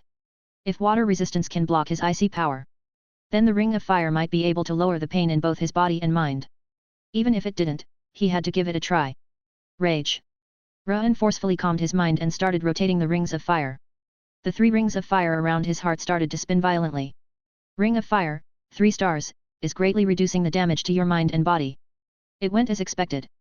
The ring of fire was a cultivation technique that could develop and protect the mind and body. Therefore, it was also effective at enduring external stimulation. The ring of fire rotated rapidly, bringing vitality to his body and mind. The emotions that were about to explode started to subside. The willpower that he had built up from his previous life, the ring of fire, and water resistance combined, greatly reducing the pain and stimulus that Wrath was inflicting. What are you? Wrath's voice was astonished. Whoosh. His barrage of icy power gradually became weaker. It looked like he couldn't stick to him if he didn't increase his anger. How did a mere human child? I am a human, but I am not a child. Casting off the subsiding icy power, Ra'an responded calmly. This doesn't make any sense. Not at all. Wrath came away from his body while screaming furiously. His lips were shaking like a scared colt. Even though it hasn't been long since I woke up, for the King of Essence to be pushed back by a mere human. Hey ah! ******. Ron exhaled and glared at Wrath. His flame wavered like a lamp in the wind. Revenge is mine to take. I'm not leaving my body to a minor demon. Minor demon? You dare call a monarch of devildom a minor demon? You can't even deal with me, yet call yourself a monarch of devildom. I guess all the other monarchs are dead. You. Are you for real? Wrath amplified his flame once again, but only the size increased. The icy power was a lot weaker than before. He said he just woke up. Waking up from a sleep, or a seal. Either way it looked like he couldn't use his full force. As Ra'an shook it off violently, Wrath's fire was thrown off, fluttering away like a paper. The sound of Wrath grinding his teeth could be heard from the inside of the blue flame. I'm impossible. How are you controlling your emotions? There is no need to tell you. Now disappear. You took the power of the King of Essence. How can you ask me to leave? Wrath glared at him with rage and hate. And the King of Essence has already decided. Before you died, I couldn't separate from you even if I wanted to. Ah! Ra'an aimed a punch at the mumbling Wrath. Although the flame dispersed, he couldn't feel the blow. It was as if he'd punched empty space. Then, he gathered mana on his fingertips. It was lousy compared to aura, but still better than nothing. Swoosh! He slashed with the mana-enhanced hand knife, but Wrath just revived like a candlelight that had managed to withstand the wind. What are you doing? Tisk, this won't work, either. Wrath was like a soul and didn't have a physical body. Because of that, it didn't seem like he would disappear even if he used an aura. Now that I think about it. Even though Wrath let out his intense power, the swordsmen who were guarding the annex building didn't barge in. It must have been because Ra'an was the only one who could see or feel him. How do I make you disappear? Give your body to the King of Essence. Then. You must be crazy. As Ra'an sneered, a message popped up. Ding! An additional ability has been unlocked. An additional ability. Ra'an immediately opened the status window. Status window. Name, Reincarnated Heart. Title, None. State, Curse of Frost, 8 strands, poor stamina, decline in athletic ability, decline in mana affinity. Trait, Wrath, Ring of Fire, 3 stars, Water Resistance, 3 stars. The question marks that occupied the first slot of the trait were replaced by Wrath. But that wasn't the important part. There was new information under the status window. Strength, 13. Agility, 13. Stamina, 12. Energy, 12. Perception, 40. The abilities, such as strength and agility, were evaluated in numbers. YUV really got the status window. Cold frost spilled from Wrath's mouth. It seemed that he couldn't see the contents of the status window, as he murmured that he could only see the silhouette. What is this status window and the message? It's a system that the King of Essence created. System? For what? I have no reason to tell you. To accelerate growth. How? How did you? I knew it. Like a reflex, he responded as soon as he felt him out. Just like his name suggested, Wrath couldn't hide his feelings. It's as I expected. Ra'an nodded. He thought it was weird that the Ring of Fire was more efficient than in his previous life, and it was because of the system. Give it back. Your body, my power, give them all back. Wrath started to throw a tantrum. He looked like a baby sitting on a massive throne. I don't know how to give them back, nor do I have any intention to do so. He obtained the ability to grow faster, to a higher peak. There was no reason to give it back to the madman that tried to take his body. It's not yours. And you tried to take my body, which is not yours. The King of Essence heard your wishes. I did desire revenge, but that is something I must do myself. It's meaningless if I realize it by giving up my body to something I don't understand like you. Wrath ground his teeth but couldn't open his mouth, as he had nothing to say. Go away, now. Ra'an turned away as he finished the conversation. I can't go. I won't leave until you give me back my power. Wrath screeched and assaulted Ra'an. The moment Ra'an clenched his fist, thinking he would cope with it as much as he wanted, Wrath's body started to shine blue. Rage. The blue flame flowed like water to wind around his wrist. Ra'an prepared for the incoming pain, but it didn't hurt at all. Zoom. The blue flame around his wrist disappeared and a bracelet appeared. It was a flowery bracelet made of ice. I'm going to stick with you until the day you die. Wrath provoked him by shaking the flower hanging on the bracelet. It hasn't been long since I woke up, but my power will soon return. When that happens, you won't be able to stop me, no matter what you do. Sure. Ra'an tried to take off the bracelet, but just like when he tried to touch the flame, it just dispersed instead of being caught. But it didn't look completely ineffective as the bracelet vibrated, and Wrath stopped talking each time he touched it. It's useless. The King of Essence will never be chased away. Let's try it, then. He tried to scratch, pull, rub it against the wall, and trample on the bracelet. However, Wrath didn't disappear. He was very tenacious. Tisk. He tugged. The flowery bracelet didn't disappear, no matter what he did. Even though I do want to remove it. It might be better to just leave it be. The system could disappear if he forcefully took it off, and there was a chance that the demon would transfer to Sylvia or Helen. Like the saying goes, keep your friends close, and enemies closer. It would be better to keep him nearby, instead of having him plotting somewhere unseen. Counting on the Ring of Fire and Water Resistance to keep growing, he decided to keep Wrath under control. If you aren't going to get off, then change your appearance at least. A bracelet with flowers doesn't suit you. Ra'an frowned. He could at least understand if it were a skull, but he didn't want to wear a flowery bracelet. Respect my tastes. He was at a loss for words at how the taste of this violent and impatient guy was a flowery bracelet. The King of Essence has never let go of his prey. Your body and mind are mine. I'd better ignore it. You damn brat. Ra'an blocked his hearing and went to bed. Wrath whimpered, but he ignored him. But if Wrath is the system's owner, and doesn't know that I was reincarnated, then who reincarnated me? Ra'an murmured the new question and closed his eyes. Creak. Wrath ground his teeth, looking at the sleeping Ra'an. How can a human like this exist?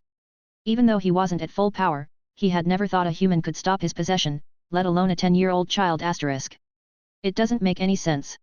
Although he was from a different age, he had seen countless humans. Among them was a hero that founded a country with his sword, and a villain that made the whole continent tremble in fear. But it was the first time seeing a human like him. It was as irritating as if he was looking at that guy. Just you wait. The day the King of Essence's power returns, I'm going to devour your soul. Wrath declared, unable to hold in his rage. That won't happen, stop dreaming. The young human shook his hand, as if he was driving away flies. The King of Essence never gives up. I said it won't. Comment. 0 comment. Vote. Chapter 9, Chapter 9. The day dawned. Ruan left the annex building with the luggage he had prepared beforehand. Sylvia and the maids were lined up in the garden, waiting for him. See you later. Sylvia got dewy-eyed as Ruan waved his hand under their worried gaze. I'm glad that I'm going alone. If Sylvia tagged along, he wouldn't have reached the training ground. It was a relief that only trainees were allowed on the training ground.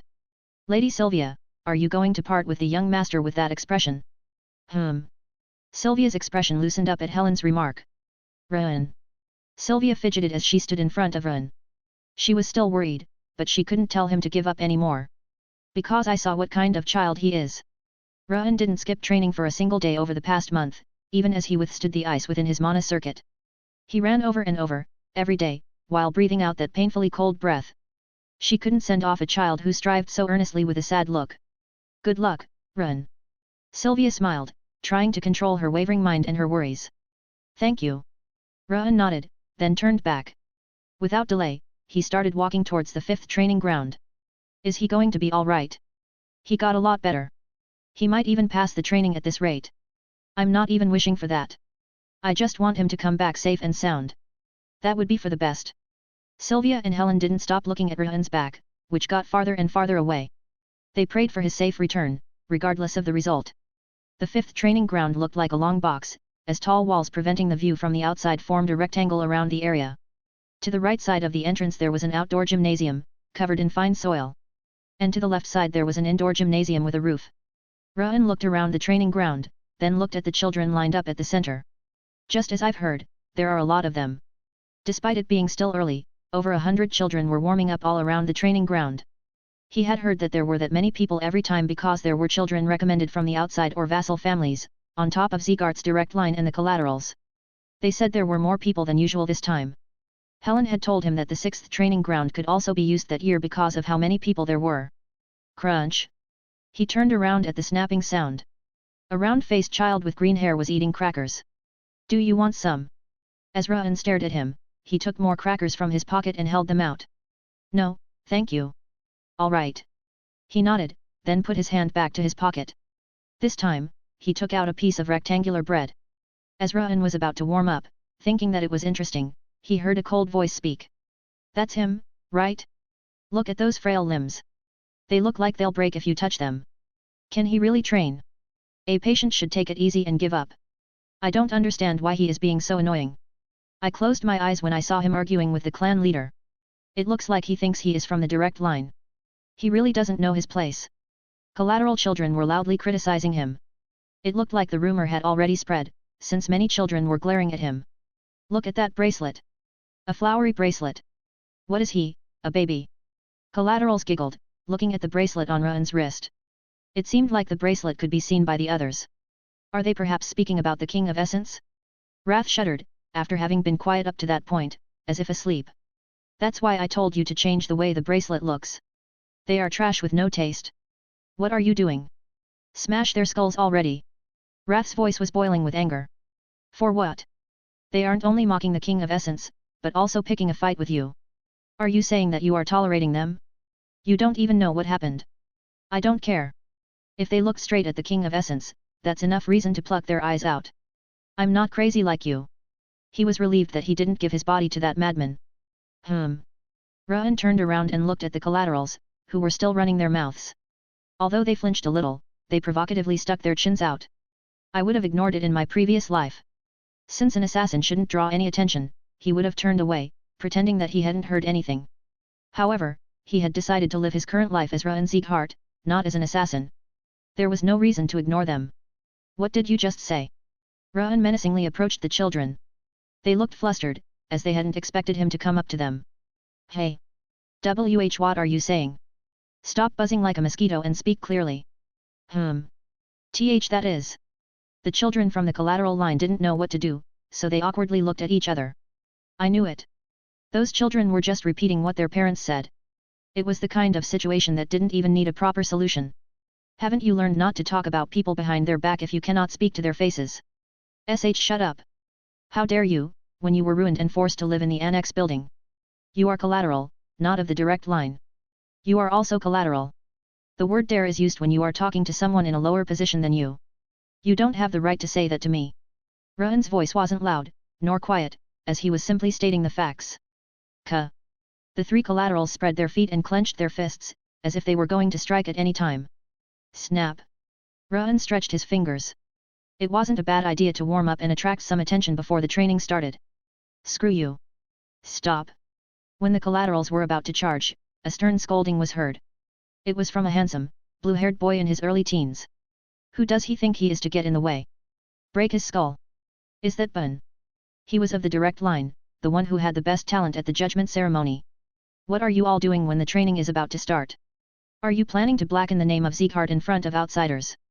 He'd expected he would take the three brats' side, but he scolded everyone instead. Buletin Bun. I apologize. A single word from Bun was enough to make the collaterals bow like mice in front of a cat, despite how they were about to charge at Run. And you still don't know your place. After getting the apology from the collaterals, Bun approached Run. You are like dust that can be removed at any time. If you don't want to be cast out of the annex building as well, then stay as quiet as a mouse. Bun frowned with obvious contempt. Good for nothing. The foolish guy in front of him had taken the undivided attention of the head of house a month before, using the circumstances instead of his own abilities. Incompetence was what he hated the most, and arrogance that doesn't know its place was second to that. Enra and Sieghart had them both. He was a loser that was going to drop out from the training, and the fact that he had drawn the head of house's attention made him irritated. If you aren't planning to participate in the training, then get out of here. No, just get out of my sight, since there is no way you will manage to pass the training. As Bun admonished him, the collaterals sneered. When they were about to return with satisfied expressions, Ruan took a step ahead. That's such a boorish way of talking rubbish. Ruan inclined his chin. With a tilted gaze, he looked straight at Bun. Who do you think you are? What? You are of the direct line, but you don't have any rank. You're going to cast me out of the annex building? Do you think you can do that when you aren't even a trainee yet? Oh, I guess you might have a chance if you cry to your father. How dare you, collateral? Green wind covered Bun's fist. As he approached Ruan with bloodthirsty eyes, the door to the training ground cracked open. Slam. Asterisk asterisk asterisk. A red-haired man walked past the door, which was still vibrating. With pointy ears and heavenly appearance, he had both a mysterious and cheerful atmosphere around him. Are you fighting already? You have a lot of guts, I guess it's because you're still young. Too young, actually. He grinned and moved to the center of the training ground. That guy works here. Ruan narrowed his eyes. There was no way he wouldn't know him, since he was Sieghart's Sword of Light, the elf swordsman Rimmer, who was extremely famous. I heard he had retired. There was news that he was injured in a dungeon and ended up retiring, so he hadn't expected to meet him there. Humph. Rimmer glanced at Ruan and Bun, then went to the platform that allowed him to look down on the whole training ground. Ahem. Bun bit his lips and turned around.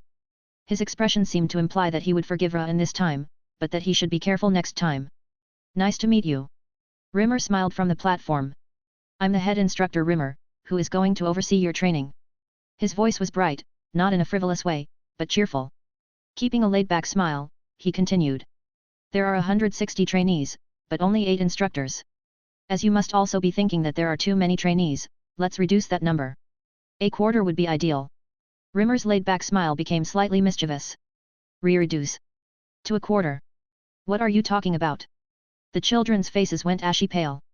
It was the first time they'd heard of trainees being weeded out before basic training. We will distinguish between gems and pebbles, quite literally. I'd rather train some quality swordsman over quantity. Rimmer waved his finger at the children, as if he were choosing products. I came here because I was told to. The green-haired child who held out a cracker earlier dropped the bread he was holding. I'm a Sieghart collateral. It's nonsense to weed me out before becoming a trainee. That's true. We were all ordered to participate by the family. Ah. I'm dumb, so I don't know about the direct line or collateral lines. Rimmer frowned while picking his ear with his pinky finger. I'm the law on this training ground. If you aren't happy about it, complain to the Lord who made me the law. Despite looking like a ruffian rather than a head instructor, his good-looking appearance still managed to make him look cool. Weeding out. Ruan scratched his chin. He heard that Rimmer was extremely talented at feeling his opponent's spirit and potential. It seemed that he was going to use that to make a selection. Who is that arrogant guy? What? He dares to look down on me. I don't like it. Pluck off that elf's ears. Is there even anyone that you do like? As his name suggested, Wrath was angry at everything. It didn't seem like he liked anything at all. Back in the devildom, no one could see my eyes. As the true monarch that every demon admired. Why you? Shut up. Because Wrath started to talk for too long, he tapped the bracelet. Then let's start the test. Rimmer blew away the earwax on his pinky finger. What do you think the most important thing is when learning martial arts? It's talent. It's a strong and flexible body. A steady energy center. The way of training for swordsmanship and aura is the most important. The children seemed to think that the test had already started, as they shouted what they thought was the most important with their hands raised. Talent, body, energy center, swordsmanship, those are all correct. However, those are just the walls and roof. There is a groundwork that needs to be laid under them. It's stamina and willpower. Ah. The children lowered their hands and nodded, believing that he was right. Some of you have already learned martial arts, and others haven't. As such, I'm going to use the simplest, yet the most certain, method to evaluate you. Rimmer's finger, which had been pointed at the children, moved towards the outdoor gymnasium. Run laps in the gymnasium until I tell you to stop. At full speed. As soon as he finished speaking, two people moved.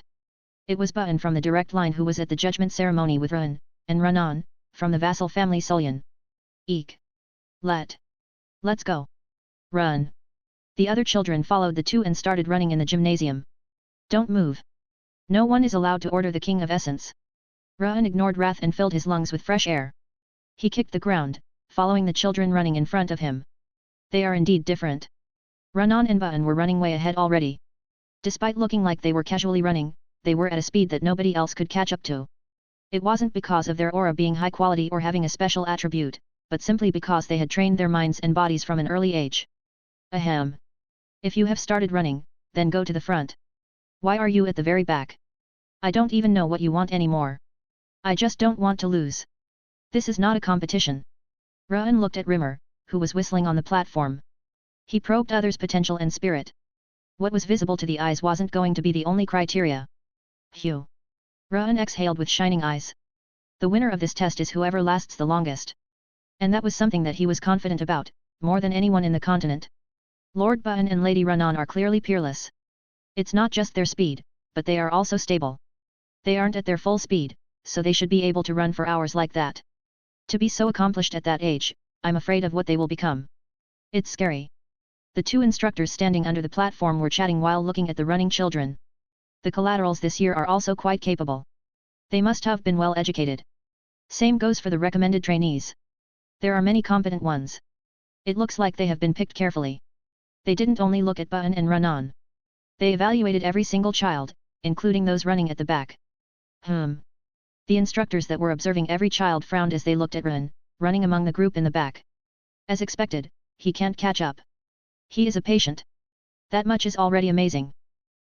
He looks tired already. He is going to drop out soon. The instructors calmly looked away to other children, as they had already expected. However, Rimmer, who was humming behind them, had his eyes fixated on Run. How curious. Rimmer's green eyes shone brightly. It's my first time seeing someone like him. He had received a blessing of nature brighter than any other race, and he was excellent at discerning others' condition and potential. He thought the only people he couldn't analyze with his talent were the continent's strongest. However, he had to change his mind for the first time. Neither Runan and Bun, who were running at the front, nor the collateral and recommended trainees who were running behind them, could go beyond his insight. He could see how they would grow, and how much stronger they would become. Except for one person. Ruan Zeeghart. Why can't I see it? As if hidden behind a cloud, he couldn't see his future, nor his potential. Because he had no potential? It wasn't something like that. It meant that he was outside of his perception, like when he was looking at those stronger than himself. This is funny. Rimmer smiled. A really interesting human had appeared in such a boring era. Look at that. Is he really in last place after acting all cocky? You can't even call him last place, since he will drop out soon. The collaterals smirked, looking at Ruan running among the slowest group. There's no way a guy who grew up comfortably in an annex building can run properly. Look at his face, he's so flustered. He isn't even going to last 10 minutes. Children other than the three collaterals also started laughing. But Ruan didn't have a serious expression because of being worn out. Are they really only going to run when it's training? In his previous life, hungry beasts were released behind them when they were training their stamina. Just running until their stamina ran out was too easy to be true in comparison. It was too easy. Comment. 0 comment. Vote. Chapter 10, Chapter 10. 1 hour had passed since the children started running around the gymnasium. Button and Run-On were still running at the front, and the collaterals, vassal children, and recommended children were neck and neck behind them. Of course, not all 160 of them were running anymore. Those who lacked stamina had already given up and were resting in a corner, and the number of quitters kept increasing even now. Hey-ah! Rimmer's eyes quickly moved left and right, despite lying down on the platform and yawning. The 61st guy gave up earlier than his stamina could last, and the 62nd one lasted longer.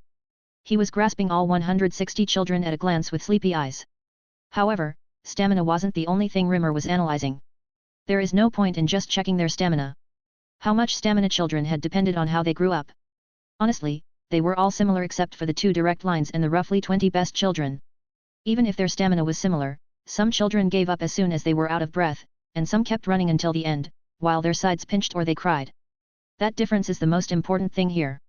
Just like there were people who gave up easily, there are also people who never gave up. That difference in willpower that looks small at present would grow to be tremendous in the future. Stamina could be increased, and talents could be nurtured. However, it was extremely difficult to develop perseverance. Children who never gave up wouldn't give up in the future either, and children who gave up easily would grow up to be adults who did the same. Of course, there were exceptions, as some would realize and change their way. However, that was as difficult as finding a needle in a haystack. Looking for a child who already had the perseverance and the willpower was the easiest way. This is pretty much set in stone now. Rimmer smiled. Over half of the children had already given up, and the rest were getting slower as they tired. As Rimmer was preparing to end the exam, the golden-haired child running in the back group crossed his sight. Ruan Sieghart. He was the only child who had exceeded his expectations. Rimmer's eyes shone like stars. I don't understand it. Ruan had run out of stamina a long time ago. He shouldn't have been able to stand, because of the ice pressing upon his body and shortening his breath. However, he kept moving his feet relentlessly, without breaking his posture. This can't even be called perseverance anymore. This is obstinacy. He had seen many brilliant talents, throughout countless battlefields. Among them, there were swordsmen who would stand at the top of the continent with their swords, and magicians who would change the standard of the world with their magic. But none of them had as much persistence as Ruan. 2. He kept running even after running out of stamina, especially when he was a 12-year-old child who was born with a terrible constitution. That wasn't possible without having gone through dozens of life-or-death battles. He couldn't figure out just how a sheltered child possibly ended up with such obstinacy. He looked around the entire gymnasium. Run-On and Bun, who were staying at the top despite saving their power, were amazing. However, that was nothing compared to Ruan, who was still running with no stamina. 1. The collaterals and the children of vassal families who made fun of Ruan were drooling as they ran, as if they didn't want to lose to him. Haha. Rimmer's lips bent into a smooth arc. It's going to be fun teaching them. Button Sieghart kept turning back, as he couldn't focus on running. And each time, he had to frown. Why? Why is that guy still running? Ruan Sieghart. He was an insolent child who talked back to the head of house, and he was unexpectedly still going. He was slow, but he kept running at a constant speed until the end. He shouldn't be in any condition to run right now. He already knew Ruan's condition. He was born with ice in his mana circuit, which not only made him incapable of moving his body properly, but also slowed down his growth. And when he saw him for the first time, he looked even more pathetic. He was short, and he didn't have the slightest sign of having trained. And yet, he didn't give up. The collaterals, children of vassal families, and the recommended children whose talents had been acknowledged were already giving up. And yet, he was still running despite, panting like he was going to die. And the person next to me, they're also annoying. Run-On, who was the only person who kept up with him, and Ruan, who should have dropped out already, were both irritating. Alright. I'll show you the clear difference. Deciding that he would discourage both Run-On and Ruan, he fiercely kicked the ground. Swoosh. Using aura, he amplified the muscles in his thighs and calves. Running at a speed that could create tunnel vision, he looked back. 1. Those brats. Neither Run-On, who he thought of as a rival, nor Ruan were showing any kind of reaction. They were both running at their own pace, and it was the collaterals and the children from vassal families who were carelessly following him. Tisk. Button clicked his tongue and increased his speed. He was now far ahead of Run-On, who used to run next to him, and he had already run past Ruan a long time ago. However, Run-On and Ruan's speed didn't change. It was like they were telling him that they weren't interested in him. Realizing that he was ignored by those inferior to him, Anger simmered inside him. Let's see how long you can keep up that act. Huff. Ra'an smiled, exhaling vigorously. Power keeps flowing in. His stamina pool had gone empty, resembling a dried up well a long time ago. 1. His head was spinning so hard that he felt like he would faint, but he managed to withstand it thanks to the vitality the 3-starred ring of fire provided him. This is heaven compared to back then. In his previous life, wild dogs chased him when he was younger. He'd run down the mountain while grabbing a heart that felt like it would explode. There were also times when the wild dog had caught him in the end, resulting in a fight to the death. Compared to that hellish life, what he was doing right now was child's play. Huff. Ra'an looked forward while panting. The collaterals and the recommended children, who were still running at full speed, were certainly exceptionally talented. However, Ra'an and Ba'an were different from them. They were steadily running from the beginning, at a constant speed. Just as he thought that they weren't called geniuses for nothing, Ba'an suddenly sped up. He ran past Ra'an and became the front runner. Lo! Lord Ba'an! Run! Don't fall behind! The collaterals and recommended children who saw him forcibly increased their speed. Humph! As if telling them to catch up, Ba'an peered at Ra'an and Run. What are you doing right now? Are you going to do nothing when you are provoked? Catch up to him and crush those eyes. Wrath ground his teeth, glaring at Ba'an, but Ra'an didn't react. I told you before. This isn't a competition. The run was a test to show how much stamina and willpower everyone had, not a competition. And there was one more person who knew that fact. Ra'an Sulyan. The silver-haired girl running in second place kept her pace, as if she didn't have a speck of interest in Ba'an. She is actually one step ahead of him. He'd thought that they were similar, but it looked like Ra'an was mentally superior to Ba'an. Ba'an was pretending to be an adult, but he was acting according to his age. If he went onto the battlefield as he was, he would have died quickly. That's not something I should care about. Ra'an kept running in the gymnasium, following Ra'an's back instead of Ba'an's. Ra'an. How? He was still running. The collaterals who exhausted themselves running after Ba'an fell behind. They were the ones who were mocking him before the exam had started. Huff, huff. What did you do? There's no way. As Ra'an ran past them, the collaterals that were panting slowed their steps and sat down on the ground. Ra'an kept running, using their astonished gaze as a driving force. Pathetic. It's a fact that those who couldn't stop talking no matter where they went were actually worthless. Since he wasn't interested in them to begin with, he forgot about them and kept running. Huff. Ra'an kept rotating his ring of fire through slow breaths. The ring is developing rapidly. Even though he hadn't run for a long time, the cultivation of the ring of fire was progressing quickly. After all, the ring of fire was a cultivation technique that showed its true value upon going all out. 1. It's still incredibly difficult, though. The rotating ring of fires didn't make the pain disappear. He felt like his heart and lungs were being crushed, and his side hurt as if it was stabbed by a dagger. How pathetic. Wrath clicked his tongue as he kept running full out. I can't accept defeat from you whose body will become mine. Give your body to me right now.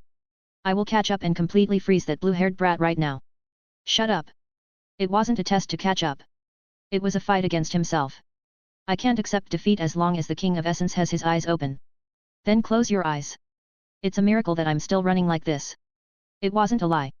Even though he had Wrath's system, he still couldn't get rid of the ice inside his mana circuits. The ring of fire was a miracle that allowed him to keep running. Then give your body to me. Wrath transformed into the blue flame that he had seen the day before. His anger made him nauseated as it stimulated his emotions. Not now, of all times. Ra'an bit his lip.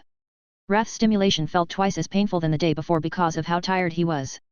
It's pointless, so go back to sleep already. He kept his calm expression using his ring of fire at full force. He kept moving his legs, pretending he wasn't affected. Why does the King of Essence's power not work on you? Wrath kept stimulating the angry emotion relentlessly. Huff. Ra'an withstood Wrath's mental attack with his already empty stamina. I'm dying. Cold sweat ran down his back. He felt like he would faint at any moment. Thanks to the balance between the ring of fire and the experience of his previous life, one of countless life or death situations, he barely managed to hold on. You stubborn brat. Give up and piss off. Ha. While Ra'an was pushing back Wrath's power, Rimmer, who was lying on the platform, suddenly stood up. Everyone, stop. The children who were running in the gymnasium stopped as they heard his clear voice. Huff. Huff. Ah. The children could hardly keep their eyes open as they panted, sitting on the ground or holding their knees. Huff. Ra'an looked like he would die as he panted heavily. What a monster. Wrath ground his teeth and went back to the bracelet. I told you, you can't. He wiped the cold sweat off his forehead. The test was difficult, but withstanding Wrath's attack was even more so. If he'd kept running, he could have really died. This life isn't normal either. A new message popped up while he was drinking. Ding! An extreme stamina surpassing action was performed. 1. Ability points have increased.